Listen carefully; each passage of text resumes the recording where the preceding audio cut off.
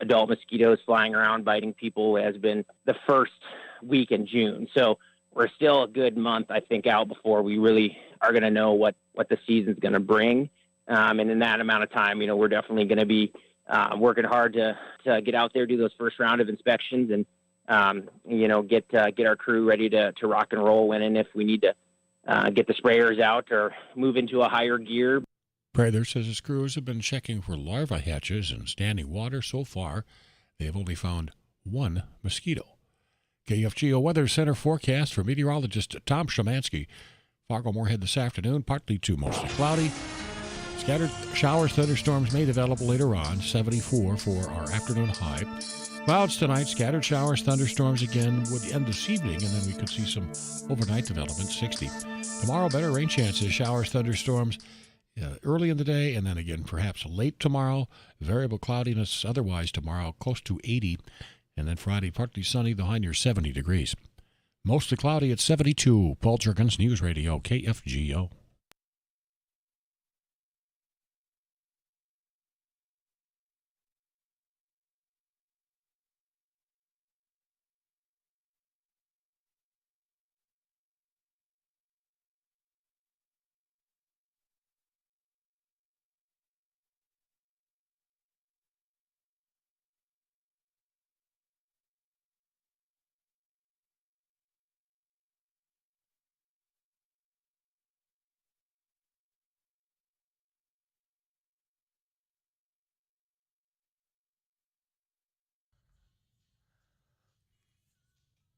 All right, we're going to start the show by you telling me whether or not I was spoiled or in a unique situation where I grew up, because I came in to the studio here and I was like, hey, it's play day today.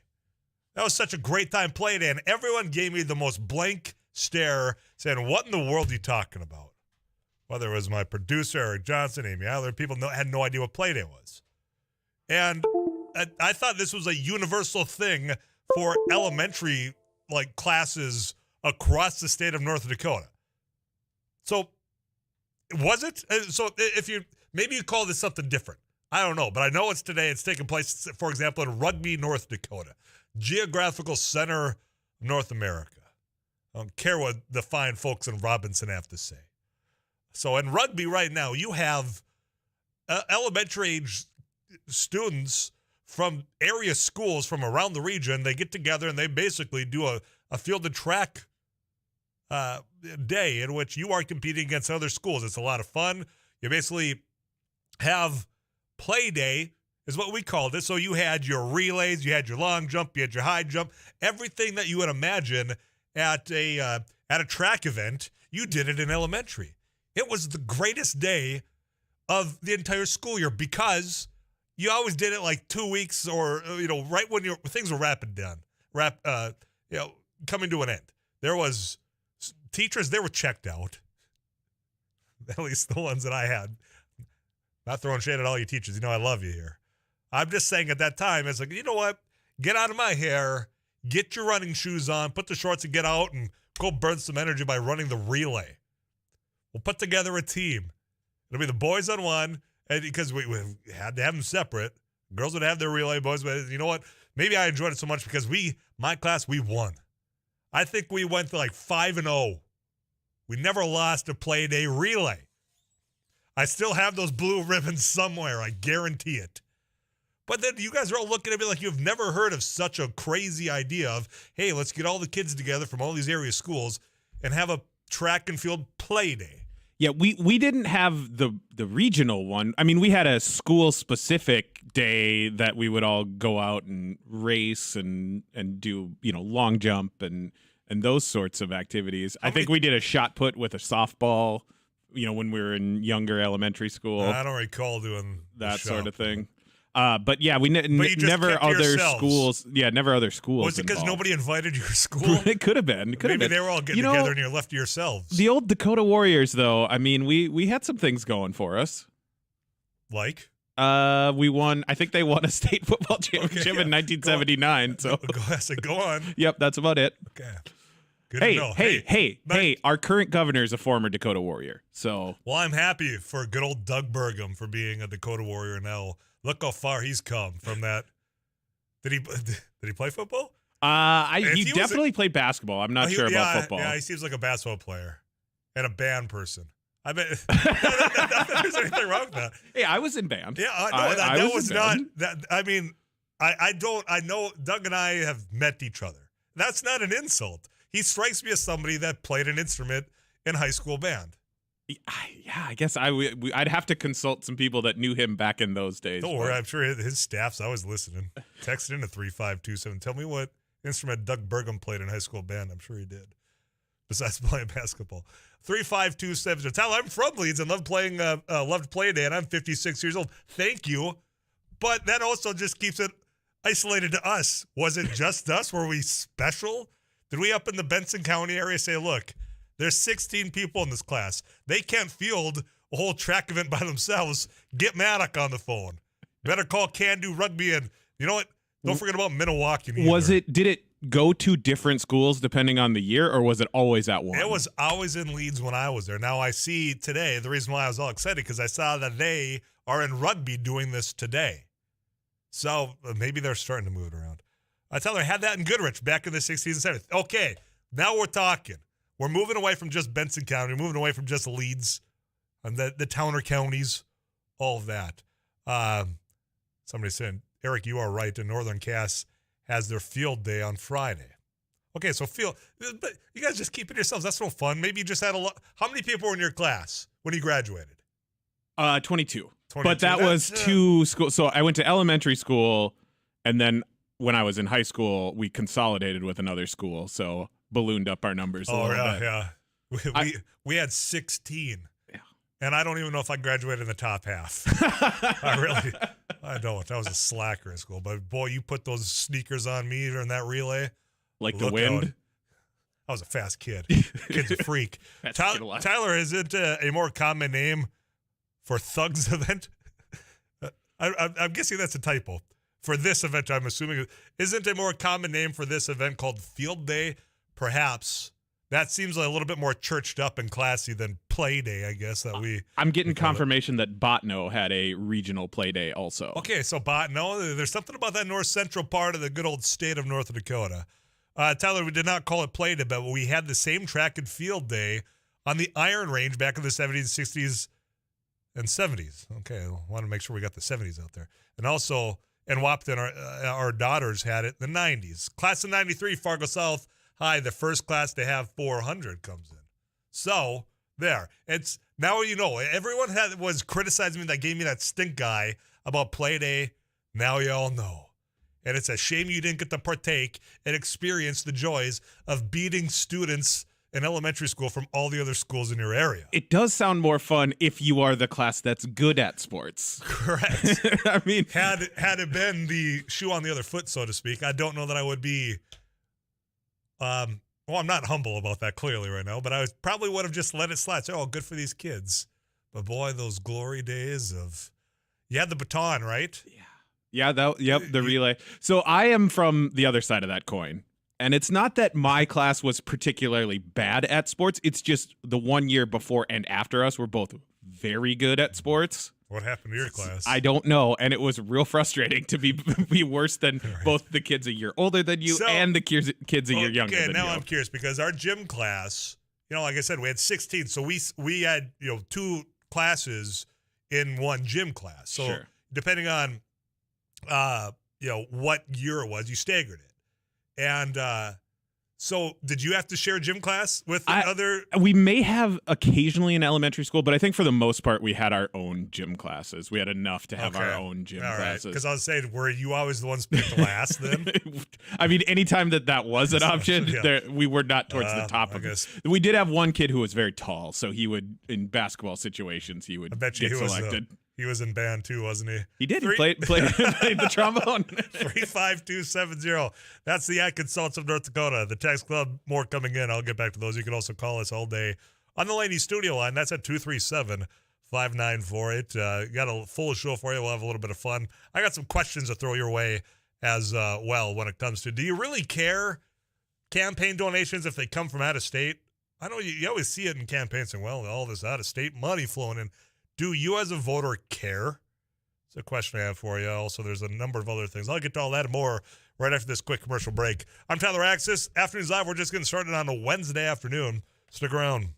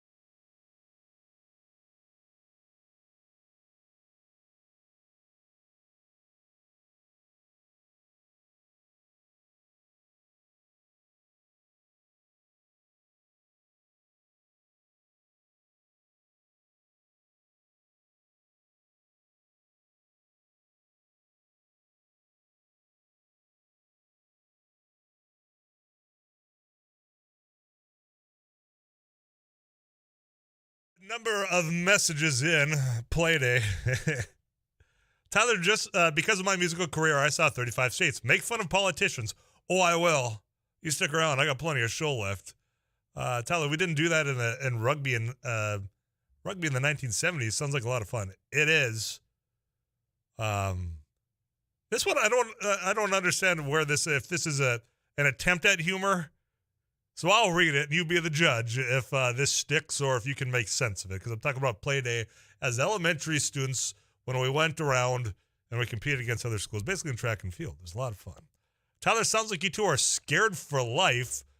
We should pass a law to stop this appalling day and make it into liberal protesting day so everyone can have their say. I have no idea the premise of that text, but you sent it in and I wanted to share it with the rest. I'm not sure if it's an attempt at humor or not, but I would say if it is, swing and a miss. I'll give you another shot at 35270. I'd ask, though, because in a more serious note, one of the things that always comes up during elections, in particular in North Dakota when it comes to these initiated measures, well, all this money that's coming in from out of state. And why I say it's always for these initiated measures where it gets brought up, because some of those candidates that bitch and moan about it get money from those same organizations out of state, but they don't seem to have an issue with that. But as you are a voter, do you really care, is my question. I've got to assume that there's been polling done from someone, probably in an ad agency in North Dakota, that used to get a lot of money from state contracts, for example, to where they got the finger on the pulse and they know exactly how to message things. They've been great and successful at it. And there's got to be a reason why that's always one of the first hit pieces, whether that's a mailer, a radio ad, television, it doesn't matter. If you're trying to go against and get people to vote against an initiated measure, you talk about all the out-of-state money that is coming in to help with that cause. And the one that's been brought up recently now is because of medical marijuana dispensaries are throwing money into recreational pot and the legalization effort that is underway here. And I've told you, if they gather the signatures, which I have no doubt they will, it'll be on the ballot, and I do think that it will win.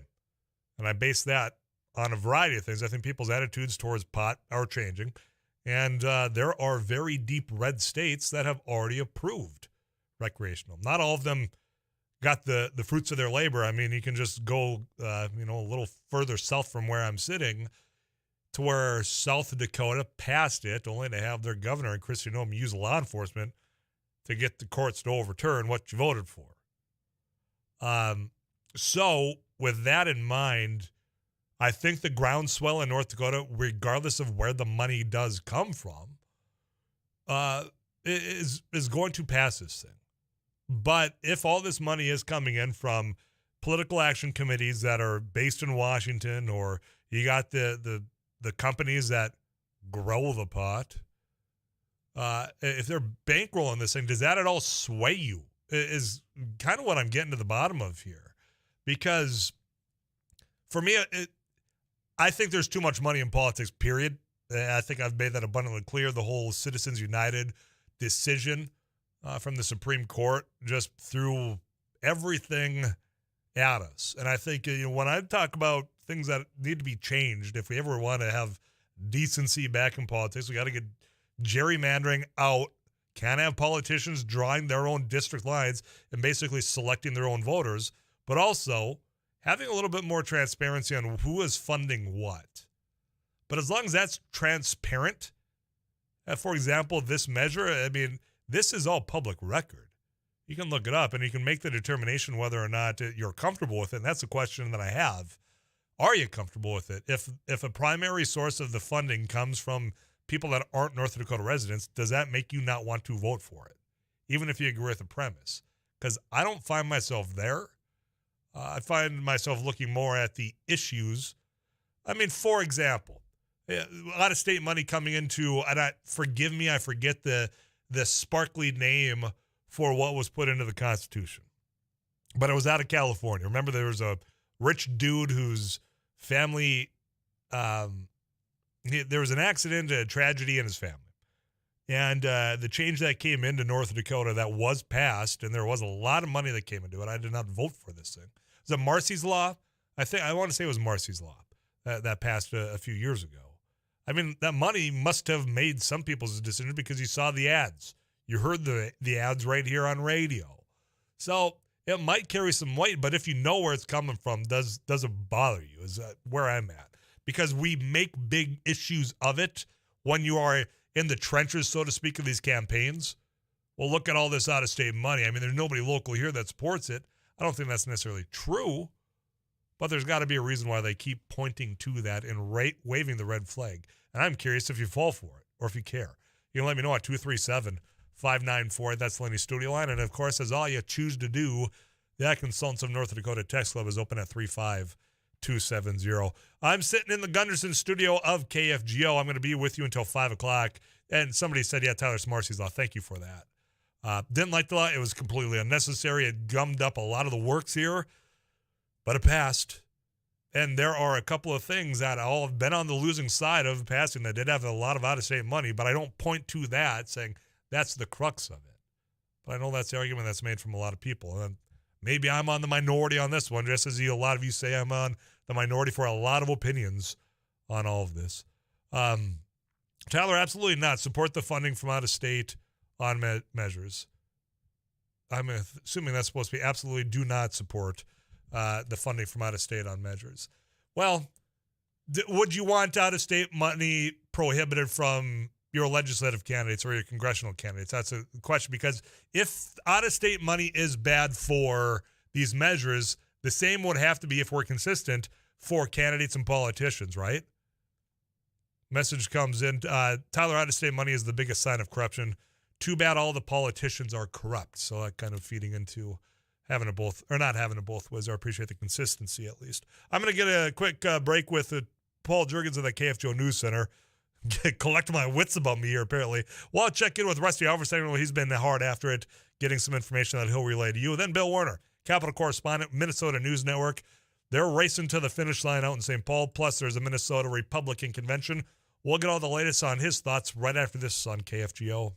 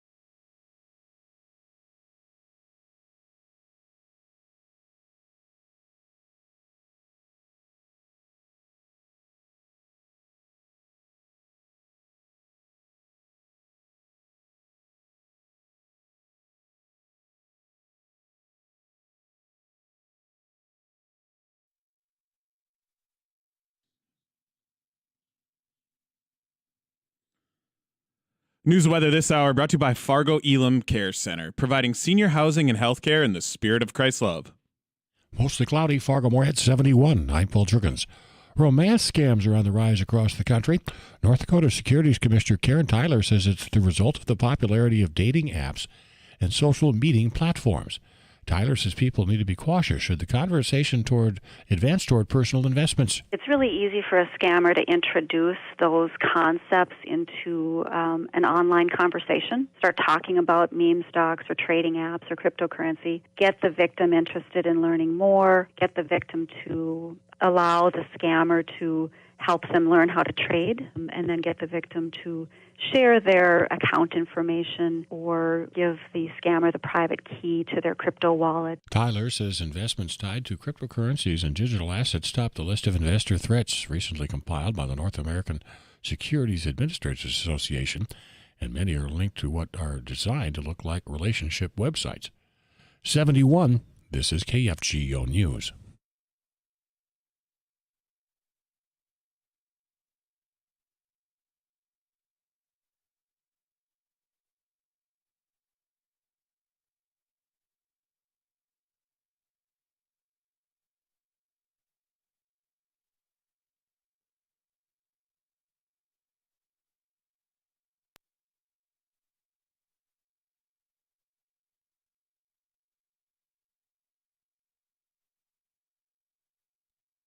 This is KFGO News. Gas prices shot up dramatically this week. Gas buddies Patrick DeHaan says there's little, if any, good news about fuel prices heading into summer. Overall, I would expect that over the summer, gas prices in Minnesota would probably spend a little bit of time under $4, maybe a little bit more time above $4 a gallon, but I certainly don't foresee at this moment Minnesota rising to, say, $5. DeHaan says there's been and likely will continue to be a lot of volatility in the market. He says a number of factors are in play. The COVID economy continues to lock down, and the war in Ukraine. Prices have surpassed $4 a gallon in Fargo-Moorhead, with many convenience stores now at $4.19. Minnesota House Speaker Melissa Hortman says she has tested positive for coronavirus, but the Brooklyn Park Democrat says she won't be sidelined in the final days of the session. She says she's fully vaccinated and boosted. She says she'll continue to participate in end-of-session negotiations remotely. Hortman's need to self-isolate will complicate work by House Democrats to reach compromises with the Senate Republican majority before the mandatory adjournment date of May 23rd. Federal investigators have determined that an oil company's failure to take adequate safety precautions contributed to a drilling site explosion near Grassy Butte, North Dakota last November. The blast permanently disabled one worker and left 2 others with serious injuries. The OSHA investigation found KLX wireline carelessly hauled explosive materials and failed to take precautions to protect workers and the public. OSHA's proposed penalties of more than $450,000. Thousands of Minnesota families will head to the lake for this fishing opener weekend.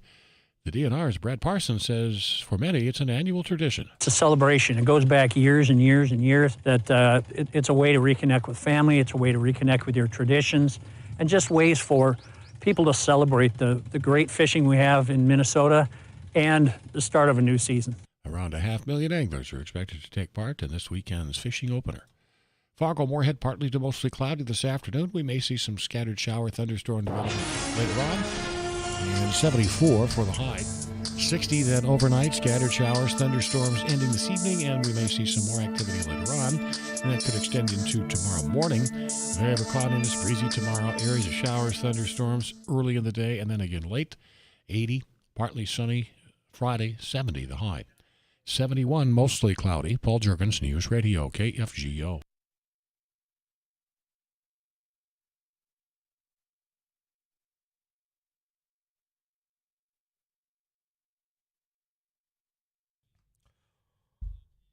Rusty Officer joins me in the KFGO studio. Hi, Hello. pal. Oh, it's all rainbow and sunshines.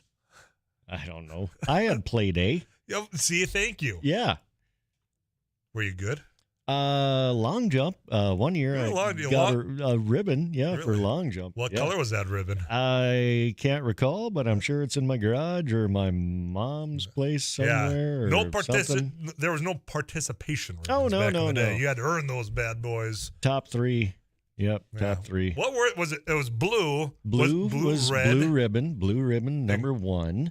Red Blue ribbon ribbon number 2. Was it red ribbon number 2? I think, and then was green number 3. Green. I think number- white is third. White. And then white's green out, is yeah. typically the participation. So for ribbon. those out there who had the play day, are those the colors that you had? Maybe 35270. We didn't even know what colors we had.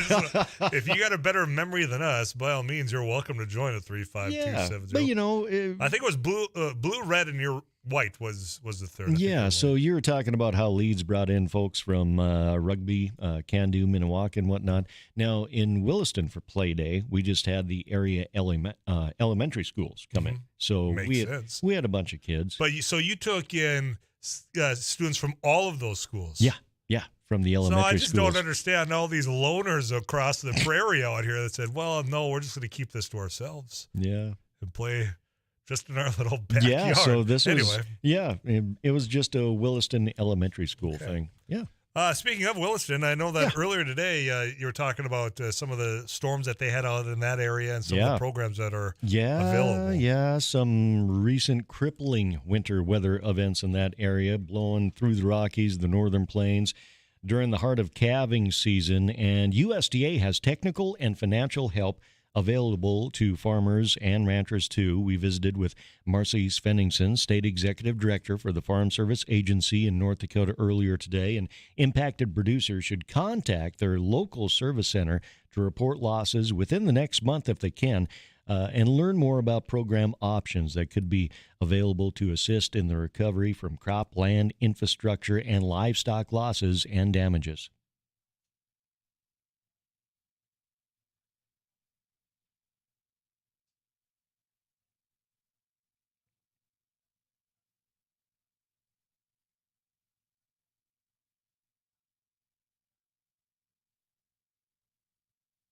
And it's important, just document any losses you have, make that phone call, and they are there to help.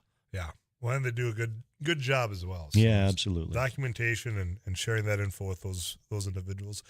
Next hour, let's talk whiskey. I heard you tease about that earlier. Yeah, interesting webinar. In over my head. It's a deep topic. Okay, well, we'll dive in next hour. Rusty Iverson, you can go check his work out. Sarah Heinrich at KFGO.com. Just click that agriculture tab. CBS National News on the way. Bill Warner, Capital Correspondent down in Minnesota News Network. He's next here on KFGO.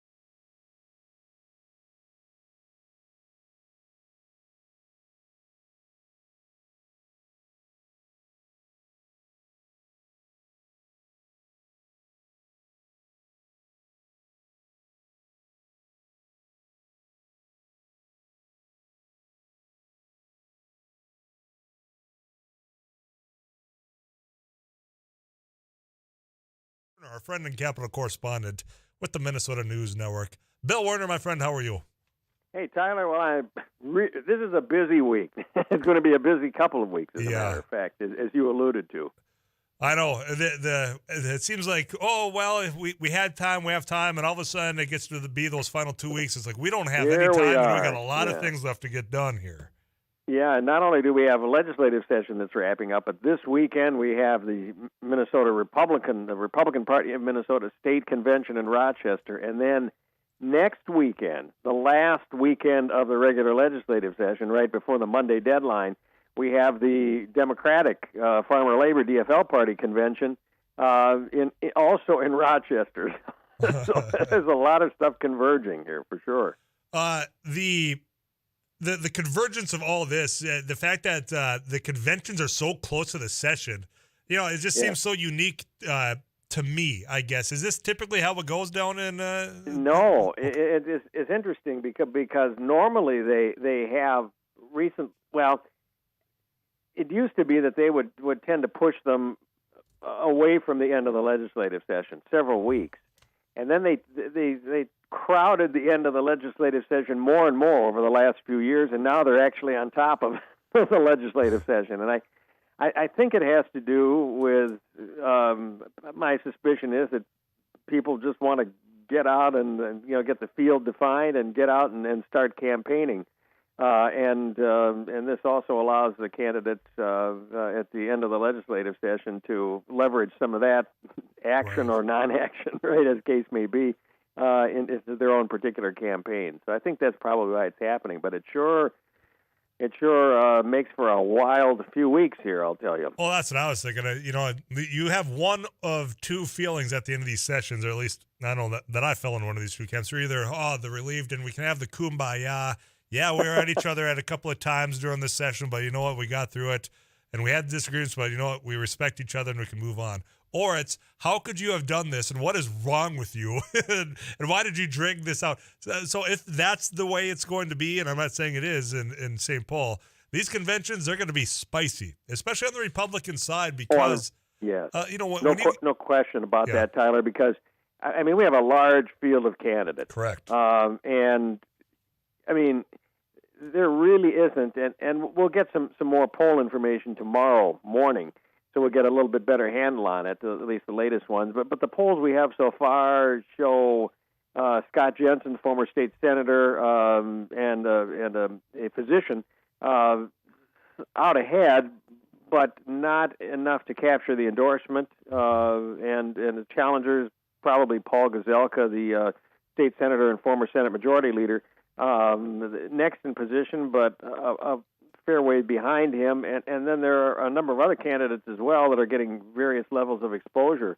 And with that many in the race, and then you got another situation, too, that because of scheduling, these folks they're going to start first thing Friday morning, and they have not only the governor's endorsement, but the attorney general, the secretary of state, and the other constitutional offices, and other convention business, but they have to get everything wrapped up basically by around 6 o'clock on Saturday, because there's another event coming into the Mayo Civic Center in Rochester. They got to tear down and then set up the next one.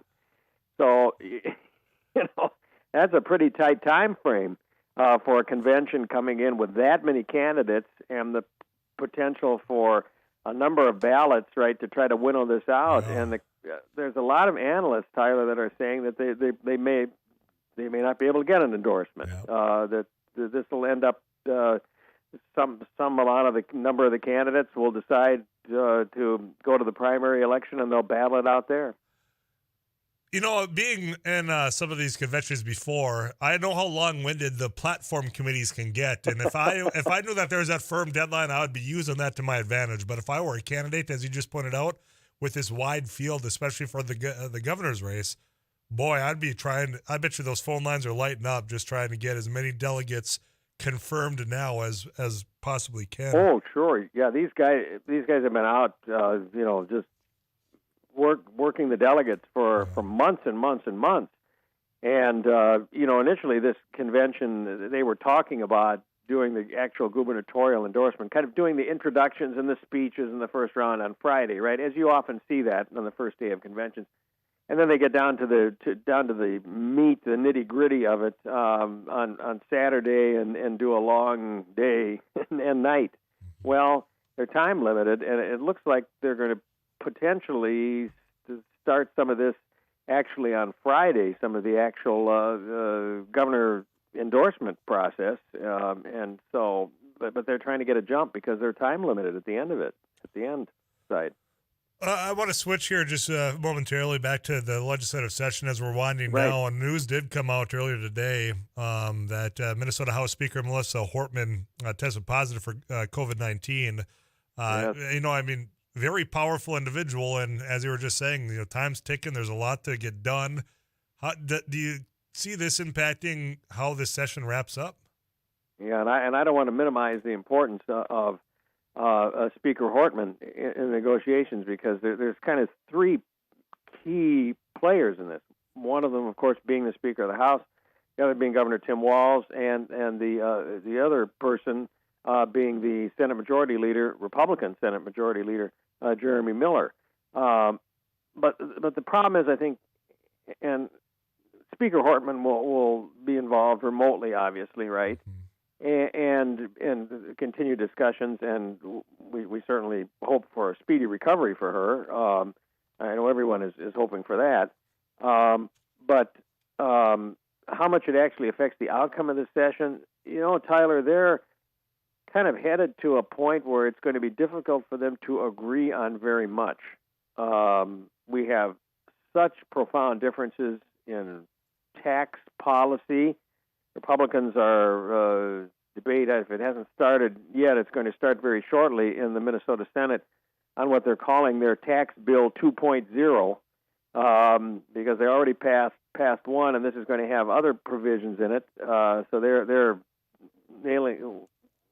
writing down or drawing that line even more firmly on tax cuts, permanent tax cuts, and then the governor is proposing one-time rebates. The House majority Democrats are proposing tax cuts that are targeted at low and middle income people, really more of a tax rebate or tax credits. There's a big difference there. And then you've got big differences in approach to public safety. Republicans are saying, get tough on crime, keep a closer eye on judges to make sure that they don't hand down lenient sentences, make sure prosecutors prosecute whenever they feel they should. Whereas the Democrats are taking a view of prevention is what we have to do, that we can throw as much money as we want at putting more officers on the street or putting more criminals behind bars, but if we don't get at the root cause of it, we're just going to spend all our money building prisons and incarcerating people. So those are fundamental differences. Education is the same way. The Republicans in the Minnesota Senate have $30 or so million in their education bill, which is focused on literacy issues, and the Democrats are proposing $3 billion with a B over a period of several years. So you can't hardly have more stark differences than those. No. How do you resolve those? And given that you're at a legislative session that's not a budget year formally, so you don't have the end of fiscal year coming up on July 1st, and therefore you don't have government shutdown if they don't agree, right? You don't have that pressure. Mm-hmm. You got the pressure of the election coming up, where people say, well, maybe if we don't spend all this money in the $9+ billion surplus, then we get to decide. Hopefully we take a majority or take entire control of the legislature, and then we get to spend it how we want to spend it. Or send it back, in the case of Republicans, send it back in terms of tax cuts. So you can kind of see where we're at, that, the Speaker of the House, she unfortunately it's a COVID situation, but the whole trajectory of this is not real optimistic in terms of getting an agreement. No, certainly not, Bill. And like you say, it's an election year as well. That's one thing. We're going to be covering that Republican convention this weekend. I got to get a weather update up here, my friend. I tell you what, we might be catching up with you on Friday. How does that sound? Oh yeah, just give a call and we'll talk and let you know what's going on. All right. Hey, I appreciate it, Bill. You take care. We'll chat then. Okay, good deal. Right, you bet. Bill Warner, Capital Correspondent, Minnesota News Network. Got to get you this weather update from Too Tall Tom Schmansky. We'll wrap up the first hour of Afternoons Live right after this.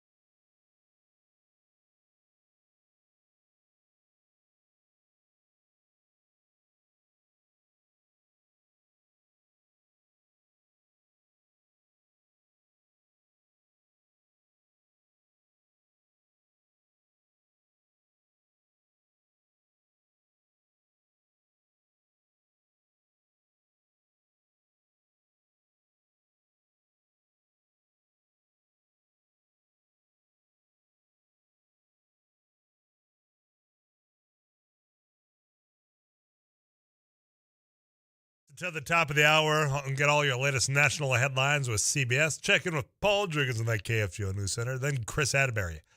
Our friend in the studio, host of your Minnesota Twins, Astros, well, they snapped the home game win streak of 9. They're back in action tonight, 6 o'clock. In fact, Chris will be back on these airwaves getting you ready for that game. We'll get all the latest from him. I'm going to address with him a tweet he sent out bashing NDSU football for winning an FCS championship title over Montana State, of which Chris is very familiar with. I'll ask him about all that. Also, a little bit later on, we're going to be joined by Fargo City Commission candidate telling you all about why they're running.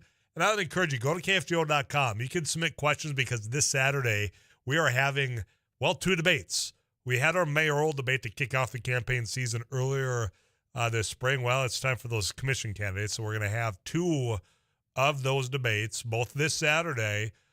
They're going to be down at the Sanctuary. You can stream them just as you did the mayoral debate. You can listen to it right here on 790 AM, 94.1 or 104.7 FM KFGO. Got about a half-hour intermission in which a couple of people that you'll be very familiar with, I'm not going to spill any beans here, going to give their thoughts on what they heard and did not hear from those commission candidates. And it'll be all wrapped up by, well, quite frankly, early afternoon. So if you come on out, we'll get you out so you can enjoy the rest of your Saturday as well. One thing I didn't get a chance to visit with Bill Warner about, but I know I got your Minnesota listeners right now. You know, there's been an attempt to pass legalized sports betting in Minnesota, and the Senate Majority Leader, Jeremy Miller, saying, look, time's running out. But are you in favor of sports betting in Minnesota? Because you can see it everywhere else. So why not Minnesota? You've kind of gotten yourself on an island out there. So my question is simple at 35270. Do you support legalized sports betting in Minnesota? I'll come back to those answers and so much more right after this. I'm Tyler Exodus. You are listening to Afternoons Live on KFGO. Stick around.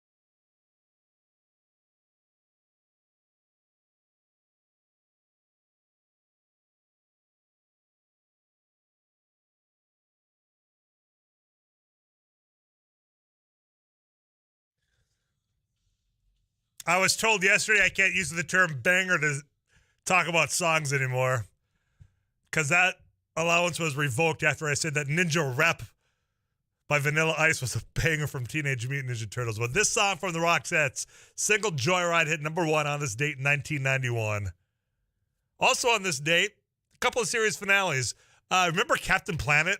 How did that thing take off like it did? 26 years ago, May 11th, 96. She's done, along with on this date, Dynasty.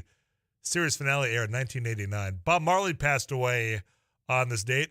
Road Trip hit theaters in 2000. A very funny movie, I might add. Also on this date, 2015, NFL MVP, Most Valuable Player of the Year, Cameron Newton was born.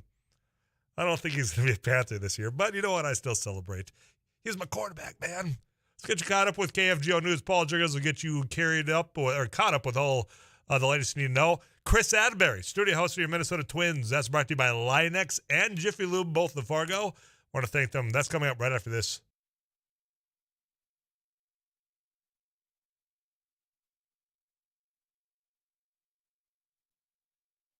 KFGO News, partly sunny, Fargo-Moorhead 72. I'm Paul Jurgens. North Dakota Securities Commissioner Karen Tyler is warning of online scams that attempt to take advantage of the rising popularity of dating apps and social media platforms. Tyler says the North American Securities Administrators Association reports that many cryptocurrency and digital asset scams begin with online relationships where potential victims are redirected to a website. You can look out for things like grammar and spelling errors. The website really won't have any depth. It'll just be, one really long page. The graphics and photos will be less clear, or they can be researched and they might just be stock photos that have been purchased off the internet. Bottom line is contact the state securities regulator and research the website, research the URL and the domain name. Last year, the FBI received more than 1,800 complaints related to romance scams, with losses of more than $133 million. Over the past 6 months or so, Fargo-Moorhead area law enforcement agencies have seized more than $80,000 worth of fentanyl. Intel shows those pills can come from China as well as Mexico. They're trafficked through the southwest border from Mexico and make their way here. Moorhead Police Detective Brad Stuvland. The new latest thing is these M30 pills that contain fentanyl, and they're counterfeit pills, mainly created by drug cartels in Mexico that are distributed here to appear to be legitimate prescribed medication. There's no consistency to it, as there would be for a legitimate prescription pill. The amount of fentanyl in each of these counterfeit pills could be different. Police say people traveled to Minneapolis and St. Paul to purchase those pills for $5 to $8 on average and come back to Fargo-Moorhead and sell them for over 3 times that price. Minnesota House Speaker Melissa Hortman says she has tested positive for coronavirus, but the Brooklyn Park Democrat says she won't be sidelined in the final days of the session. She says she'll continue to participate in end-of-session negotiations remotely. Hortman's need to self-isolate will complicate work, though, by House Democrats to reach compromises with a Senate Republican majority before the mandatory adjournment date of May 23rd. Lawmakers have yet to agree on what to do with around $7 billion of the state's more than $9 billion budget surplus. Congressional candidate Jennifer Carnahan says a man threatened her and swerved his car toward her while she was campaigning in Faribault, Minnesota. Carnahan called police while she was going door to door. Police Chief John Sherwin says they're looking for the man or anyone who may have witnessed the encounter. Carnahan is a former chairwoman of Minnesota's Republican Party and is seeking the nomination in the upcoming primary. She's hoping to win the 1st District seat held by her late husband, Jim Hagedorn. He died of kidney cancer in February at age of 59. Fargo-Moorhead near 74 this afternoon with chances of scattered showers and thunderstorms. Nothing nearby on the radar. We have some showers in far northwestern North Dakota, central and southeastern Minnesota, and southeastern South Dakota at this hour. 60 then overnight, continuing chances of scattered showers and thunderstorms. Tomorrow, better rain chances. Meteorologist Tom Shemansky says variable cloudiness, areas of showers and thunderstorms early in the day and again late tomorrow. High of 80, partly sunny Friday, 70. 73 now. Paul Jurgens, News Radio, KFGO.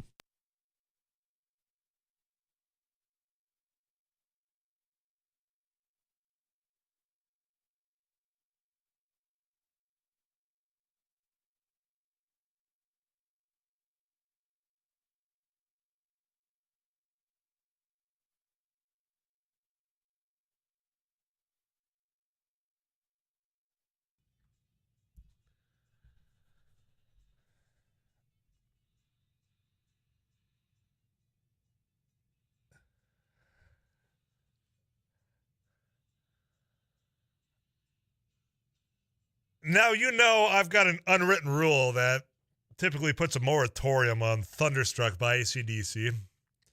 So I've heard it way too many times because you know me.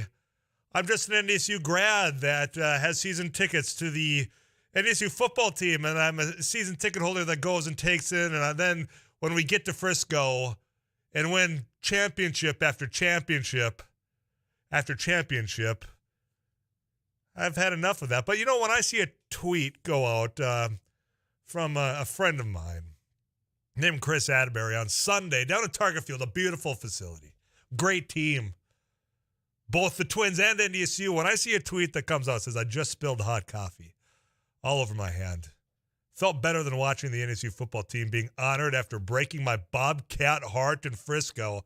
I have questions, and I better get some answers from Chris Atterbury, who joins us right now. How you doing, man? Well, I tell you what, I'm about to pour coffee on me again. I literally had poured the coffee. I didn't know they were coming. Now, it's like a yearly event, right? Like, I think we've got NDSU football players who spend more time at Target Field than some of our players. And I burned the coffee, and my engineer was kind of laughing at me. And I came in, and I sat down, and I was kind of wiping at it. And he goes, "Well, if you want to make your day worse, look who's getting honored today." I looked down, and here we go. But I tell you, the Bison guys were great because during the game, it wasn't a big crowd, and you could tell where they're sitting, obviously, because they're giant. Yeah. And they were getting foul balls and giving them to kids. And if other people were not giving them to kids, they were kind of having their way with them, like their offensive line had their way with our defense in the first half of the national championship game. So, yeah, they were having a good time, and they deserve it. I mean, but what am I going to do, right? Yeah. Every year we lose to them. We got to, at some point, it has to turn. And hopefully I'm still alive when it happens. Well, I just appreciate you keep giving me reminders, and I did not bring with me that I was supposed to bring that hat down. The hat's coming at some point. I need to get the address for your office at Target Field, which, I was down there on Monday, and you know what? I was respecting you had a day off. You've had a long home stretch. But, man, since then, I've had the phone at arm's length, and I haven't got a call back. I heard you were trying out. Maybe you thought that this was not an affiliate day. You thought this might be an official tryout in front of the scouts? Yeah, I forgot the black paint below my eyes at home, and I blame that. The lights got in my eyes when those pop flies were coming out in the center field, so I blame it on the elements. Let's get to it, though. What kind of the scouting report? Give me your scouting report down here. I don't have the speed I once did. I was behind the ball, and I tell you what, those catchers, they must have thighs of steel, because I just sat down and I was getting a couple in the bullpen. My thighs burned so bad, Chris. Walking up those steps, it was like I had spaghetti noodles for legs. But I'm telling you, the catchers are insane. And also, even like bullpen catchers, just to literally fulfill the name of the position and catch the ball when it's 99 and it's moving and dancing all over the place, not easy. They make it look super easy, and we don't think we can do it. Not easy. Yeah, I think of, in gym class, we had to do the wall sits. And then that's exactly what my legs felt like. But it was such a great event. I had such a fun time down there for Affiliate Day. I just wanted to be able to catch a pop fly. I did. I wanted to throw a strike in the bullpen. Did, and I was able to connect with a couple to center field. So how was your breaking stuff? How was your breaking stuff? Because if you pitch in this building, you got to be able to throw a slider. Yeah. Well, I just got it over the plate, and it wasn't very fast. That's all I cared about. It was in the box. That's all I cared, man. That's why they're not cast darling. No, that's why they're not calling. But somebody who was throwing everything at the Minnesota Twins last night, Verlander's looking as good as he ever has. And the Twins break that home game win streak of 9, 5-0 in the opener against the Astros. Yeah, we talk about some injuries. Of course, you got Correa, Buxton feeling some tightness, and Paddock's on the 10-day injured reserve. But all in all, since last time we were able to speak, this has just been a fun season so far, Chris. Yeah, a nice run at home. It's a fun team. I think it's kind of cool that when, like, Correa can't play and we call up another number 1 overall pick, right? Like, the guys that are coming up for depth aren't guys that are just coming up and they're journeymen and they're going to get discarded and you'll never see them again. You can kind of be invested in them because whether it's this year or in the future, Royce or Miranda, Celestino, these are players, these are prospects, players to be excited about. And to put it in like technical terms, single position player on the 40-man roster who is not on the active roster or injured. So it's not like there's another prospect down there we're waiting for. So that's kind of fun. Now, where that's difficult, as exciting as it's are, Royce has played 4 games, and Miranda's played, about 8 games. And Justin Verlander's played a lot more than that. So we got a lesson. And I thought Jace Tingler hit on it last night after the game, that even on a disappointing night in terms of the result, what a great learning experience, because if you work your whole life to get to the big leagues and you've had a little taste of it, and now you just got a PhD or a doctorate in what an elite big league pitcher looks like, and then what you need to do, that's the level your game needs to reach. And so I think that was a great way that Tingler had of looking at it. No, I agree. Look, you're eventually going to be seeing this. Why not now? And then use this as an experience to learn from it and get better. And it seems as though, with the makeup of this team, they're finding ways to get it done. It seemed like it was last year. Well, look, if you don't put up 8 runs, we weren't winning. We're winning games 1-0 now. So they are finding the pitching questions that I think a lot of fans had earlier on. Maybe there's been some answers. Been a little. Everybody's calming down. It just seems like it's coming together at a right time early on in the season right now. When it comes to and I think you do need to kind of cool expectations a little bit on that. And that, yes, that's great, but those 1-0, 2-1 games were coming against an athletics team that is not the Houston Astros. So again, it's a learning thing to me. Joe Ryan, I love. Last night he threw more pitches in 4 innings than Verlander threw in 8 innings, and that again is Joe Ryan learning, because he has not faced the lineup in his, what's he had, like 10 big league starts? He hasn't faced a lineup that has Altuve and Brantley and Alvarez and Gurriel and Bregman. And these guys don't get themselves out. He even said it after the game. He sounded almost a little stunned, like, they didn't swing at my slider. And it's like, yeah, because they're the Astros. And either they knew it was coming or they can't help but joke. Or they're just that veteran, disciplined offense. So now the next evolution of Joe Ryan is, okay, with the stuff I have, how do I get these guys out efficiently? And you just can't simulate that until you face it. So against good teams, these young guys are going to have these learning moments, but I think it's a fun team and a competitive team. Unfortunately, it's not a super healthy team right now, but it's a team that I think the word I keep coming back to is compelling. There's just so many compelling ways to look at this club. You talk about injuries. Correa, Paddock are on the 10-day injured reserve, and it sounded like there's good news on Correa's finger, that it wasn't broken, but to throw him on this 10-day injured, is it just taking longer to heal up? Is that kind of what you're hearing, Chris? Yeah, I think he thought he could be back in 6 to 8 days. It's looking like it's going to be more like 10 to 12. So if you're already 6-7 days deep, why not retroactively do it and just make sure it's right? The last thing you want is to come back and it's not right. And so, okay, let's go. This is May. We need Carlos Correa in the lineup, and we can afford to miss him more for 5 more games now than we can for a month later. So yeah, he'll be fine. I think Paddock's much more serious. I think that certainly seems to be trending towards a much longer absence for Paddock. We still haven't heard about Danny Coulomb, who last night left the game with a little bit of a hip situation. We haven't heard much on Bailey. We haven't heard about Dylan Bundy, who worked out yesterday with the team coming off the COVID thing, but hasn't been reactivated. So that pitching depth you were talking about, right now, more question marks than answers in terms of just pure health. Speaking of the COVID list, you had Rocco and you had Luis Ariz as well. When's that protocol period up? When are they able to get back onto the field here? Well, there's maybe one person in the world who knows what those protocols actually are. Okay. I'm assuming there's somebody somewhere. I asked 5 people yesterday, and I got 5 different answers, and all were some version of I don't know. I know it's different for uniformed staff versus for players. That's probably because there's a union involvement there for the players. I think with the players, what I was told is they have to pass a certain level of tests in terms of the PRC testing, which apparently our guys must have done because they worked out with the club yesterday. So you'd think that would mean they're close to being able to return. Certainly if you haven't, it saps your health, you may not be ready to jump right back into it like we saw with Max last year. For staff, I know you have to test negative twice, like in a 24-hour period, before you can be back and around everybody. So that's probably what they're waiting for there. But it's literally every team, and this isn't a Twins thing. This is a Major League Baseball thing. Like every team, nobody knows. Nobody knows. The Cleveland-Chicago game got postponed today because of an outbreak. And I texted the Cleveland radio guys and said, hey, are you guys healthy? And they're like, we're fine. It's a mess. 10 guys are busing back to Cleveland. They just put us on a plane to Minnesota.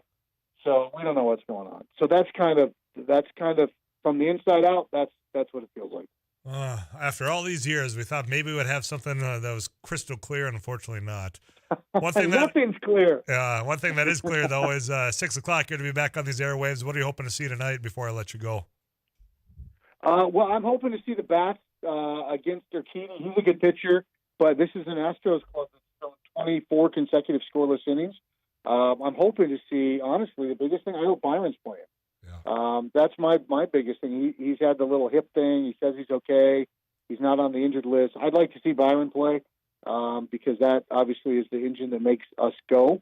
And then I'd like to see, in a perfect world, Chris Archer go 6 innings. He hasn't gone on a regular turn like that for a while with that sort of length because he's been hurt. If it wasn't the thoracic element or it was the hip, or he's been in a lot of pain for 2.5, 3 years. So I would love to see Chris Archer be a guy who can give this team some length because they've had 3 straight starts of 4 innings or less, and that is a good way to get some relievers sent back to the minors. Yeah. Chris, I always appreciate it, my friend. We'll chat again next Wednesday. You take care till then. All right, the herd is on the move. Did I get that right? Yeah, close enough. Right? I'll let that one. I'll allow it. All right, Chris, you take care. All right, see ya. Yeah, you bet. Chris Atterbury, studio host for your Minnesota Twins. That segment brought to you by Jiffy Lube with 3 convenient locations. You can get more done in a Jiffy at Jiffy Lube, and of course Line-X for your truck accessories and so much more. You can find them on Main and West Fargo. I'm Tyler Axis. This is Afternoons Live on KFGO.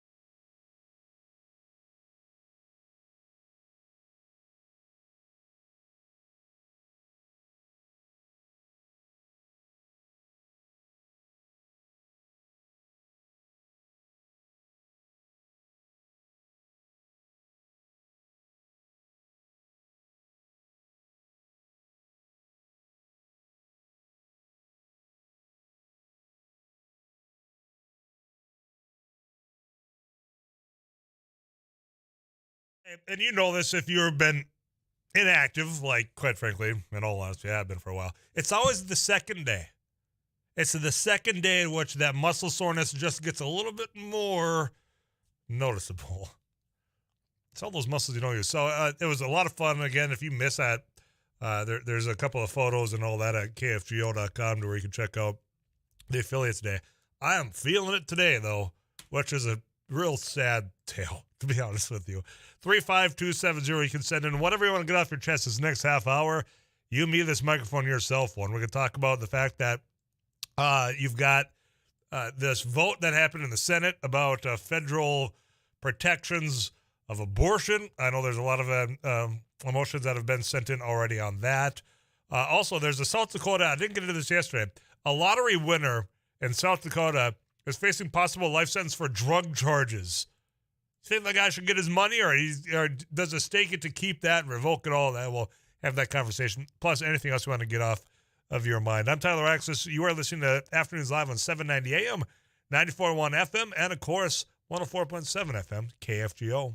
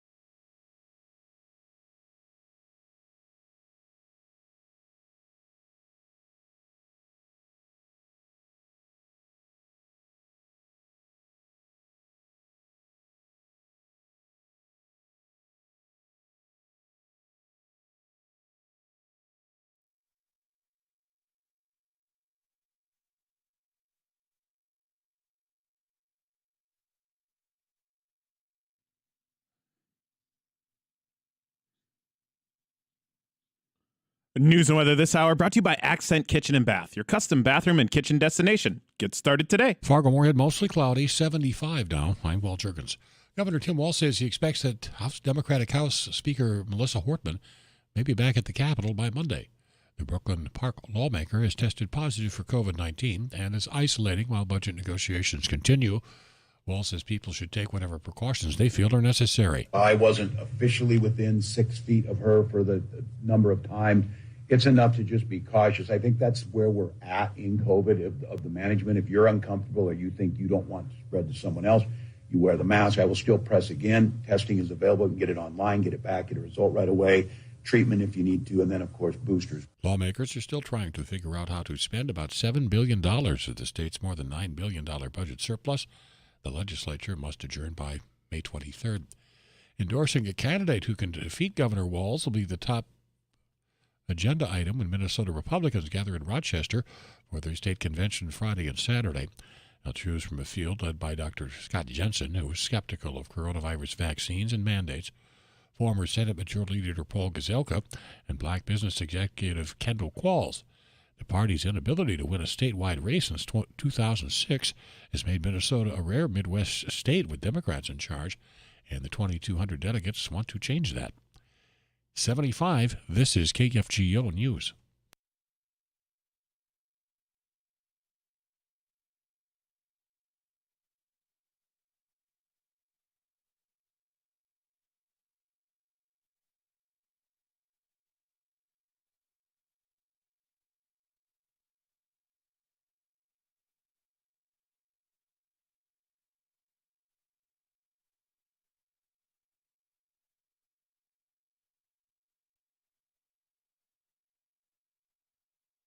'75, mostly cloudy. This is KFGO News.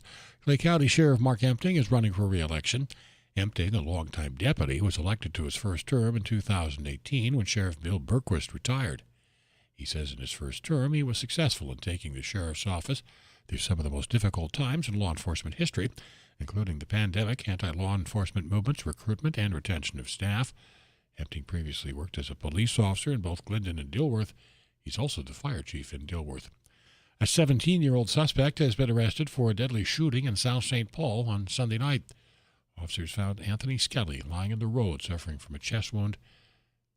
Charges will be determined by the Dakota County Attorney's Office. The victim's friends witnessed that shooting. Last year's drought kept mosquito numbers suppressed in and around Fargo-Moorhead.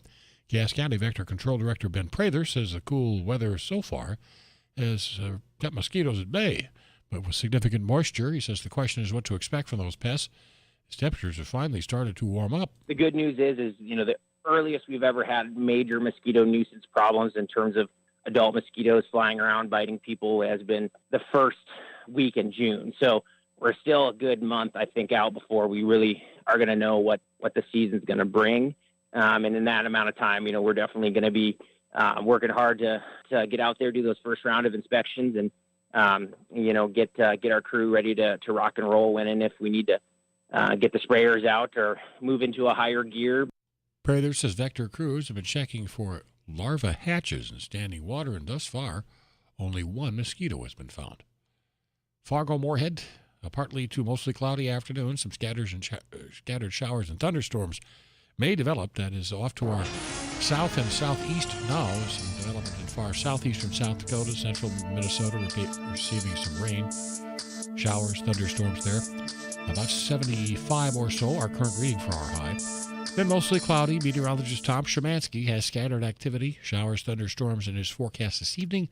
Possible development later on, too, 60. Tomorrow, variable cloudiness, better chances of showers and thunderstorms early in the day and then late. 80. 70, partly sunny for Friday. 75, mostly cloudy. Paul Juergens, News Radio, KFGO.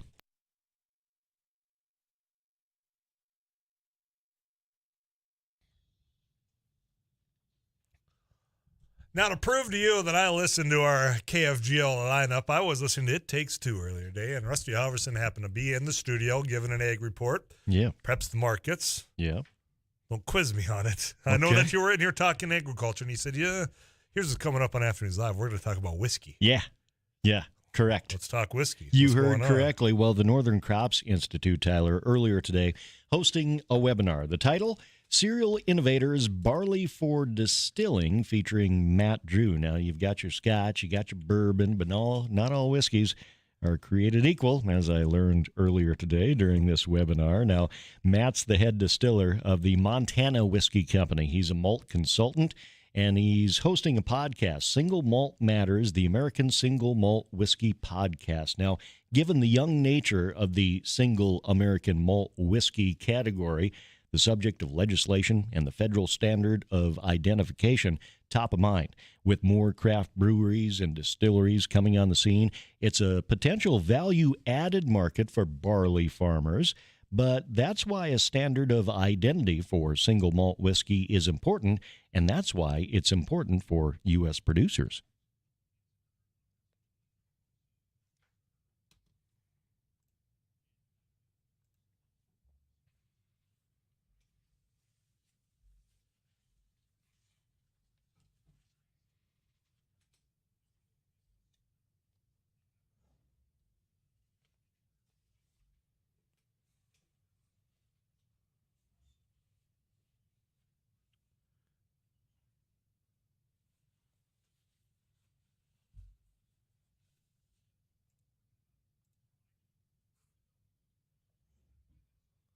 Now, in theory, Tyler, you've got 80 acres of land in Benson County.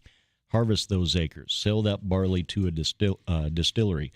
Afternoons Live American Single Malt Whiskey.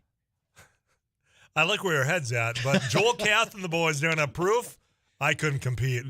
But they do make an American malt whiskey. I don't know if it's a single malt or not, but Glen Fargo is an American malt whiskey. Fargo. Their Glen Fargo whiskey down a proof. Oh, boy. There you go. It's good stuff. There you go.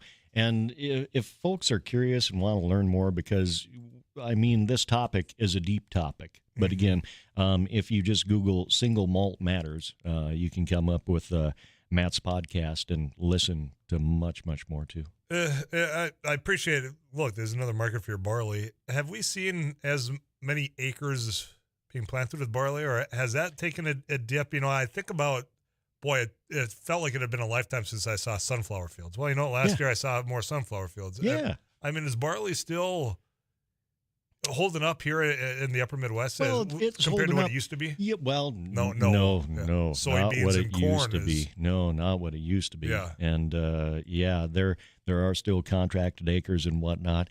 But back in the heyday when we were kids, nope, can't compare. I may have an inside source on barley production in North Dakota. Yeah. But they've done a lot of interesting things, including a deal with Corona, where a lot of North Dakota barley goes down to Mexico to help brew Corona beer. Really? Yeah. I know.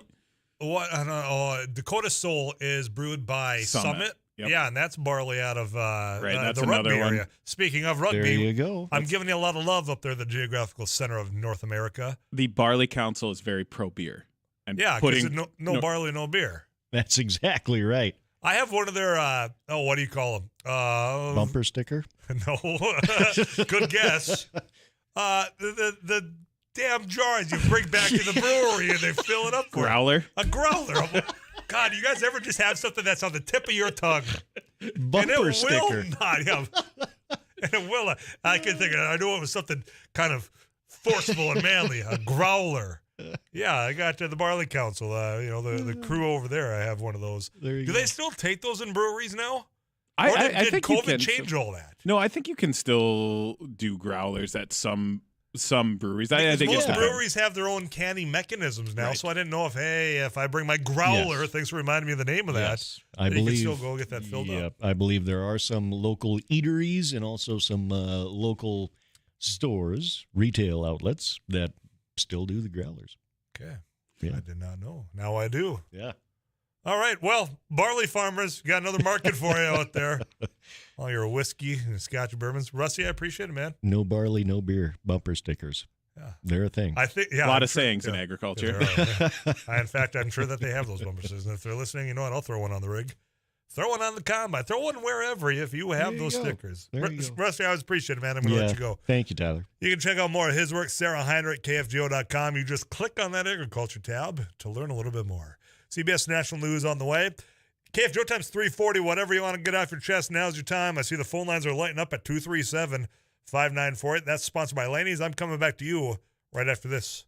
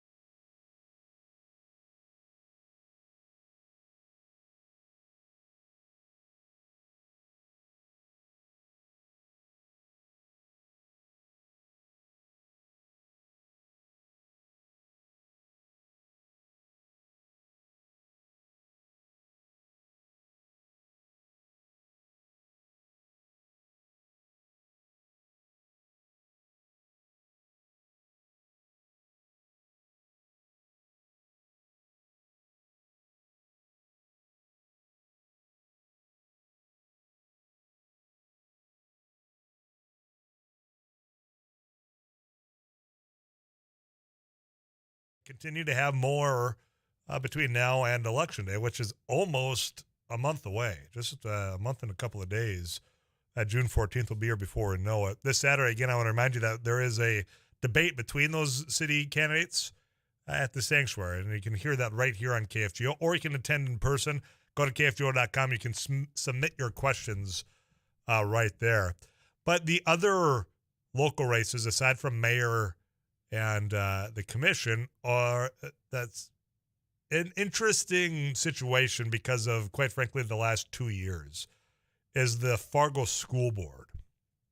Now you've got a number of races up here, and there's 15 people that are running for the 5 seats that are available or open going forward. And, just as I asked earlier about out-of-state money, if that sways you at all, or does that turn you off from voting for or against a measure, do endorsements carry a lot of weight for you? And I'm asking because the Fargo Teachers Union, well, they endorsed 5 school board candidates. None of them were incumbents. Now, why I think that's so unique, given just the circumstances of the time, and I'm not saying that the 5 people that endorse aren't worthy at all. That's not my angle whatsoever here. But it's just an interesting endorsement that they rolled out. And the endorsed candidates are Melissa Birkland, Katie Christensen, Greg Clark, Mayoral Debate, and Lynn Telford that got the endorsements. And you had other incumbents that were, running for re-election. You got Rebecca Knutson, Brian Nelson, David Paulson, Rob Nelson. But to not endorse any of the incumbents, knowing the turmoil that the school board has faced because of a variety of issues, but mainly COVID, and then critical race theory. And that's what sparked a whole recall attempt on some of these. A lot of those people that failed that recall attempt are now trying to be school board members themselves. And not saying the endorsement tanks anything or boosts up anything either, but just given the nature of where that board is with the controversies that have been planted in people's minds, thinking of like kitty litter boxes, for example, all those idiotic things that just aren't even real. I'm just wondering if this opens up for some of those that actually in their deep down in their hearts believe that stuff, giving up their hand saying, look, those incumbents, they didn't even get the endorsement of the teachers. Does it weigh for you at all is my question. Let me know at 35270. In the meantime, I'm going to get to the phone lines and visit with Rick, who has called in. Rick, how are you on this Wednesday afternoon? Doing good, Tyler. How about yourself? I'm doing well. Thanks for asking. What's on your mind? Say, I have a couple comments on the Minnesota Twins and all, maybe some of all the rest of these ball players too. Why is it that they're hurt all the time? My gosh, they sneeze, they cough, or they fall down, and they're hurt. So I'm disabled list. I think what those guys need to do is get Jim Kramer down there and get those guys in shape. I wish Adbury was on for you throwing out another Bison individual there, but I'm serious. Yeah. I mean, I played a lot of sports in my day. I got jumped and turned upside down, and I jumped and fell on the turf. And look at those football players. The brutal pain they go through. You'll see them. Yeah. You know what I mean? Yeah. It's ridiculous. Well, you think about the hockey players. You think about some of the beatings that they put on each other and taking a puck to the throat, and then all of a sudden, I'm back in next series here. It's just I don't know. He's overpaid prima donnas. That's what they are. It just really burns me up. I mean, Twins got some good talent now, but 2/3 of the ball players are hurt now. They can't. Well, and some of it makes you wonder. Like someone like Byron Buxton, for example, that ends up hurt routinely. And I know some people that, of course, I always go back to my glory days because high school, that was it for me, Rick.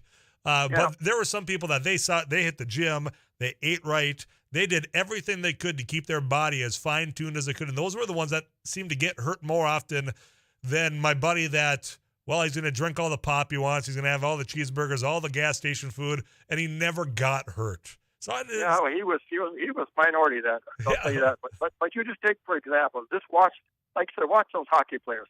Watch those football players. I mean, they need Jim Kramer down there to whip in shape.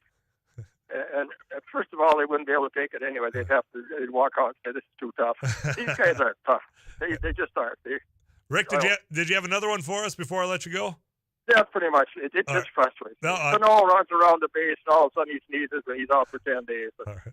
Unbelievable. Rick, Thank you. I appreciate it. I said whatever you want to get off your chest, now's your time. Rick said, you know what? Toughen up. Rub some dirt on it. Get back out there. Here, let me just preface this. I did half a day, a very light workout, being on a baseball field. 2 days later, man, I'm still feeling it. Now, granted, I'm not a prime athlete, and I'm not getting paid millions of dollars to keep this body as a fine-tuned machine as what they are. But that's, you wonder because of the nature. Is it a mentality thing? Is it because of what's required of the body? You know, I mean, you're twisting and turning maybe or perhaps a little bit differently. You know, what's required to be successful in some of these sports? I don't have an answer. I understand where the question's coming from. It's like, well, geez, how can this guy lose 2 front teeth and still be on the ice? Yet if you look at somebody and give them a wink in soccer, they fall down and grab their knee. You know, Rick, I know it. There's people out there that have the same question. I don't got an answer, but I feel your pain. See what I did there? I'll get you a weather update from Too Tall Tom Szymanski. We'll wrap up the second hour of Afternoons Live right after this on KFGO.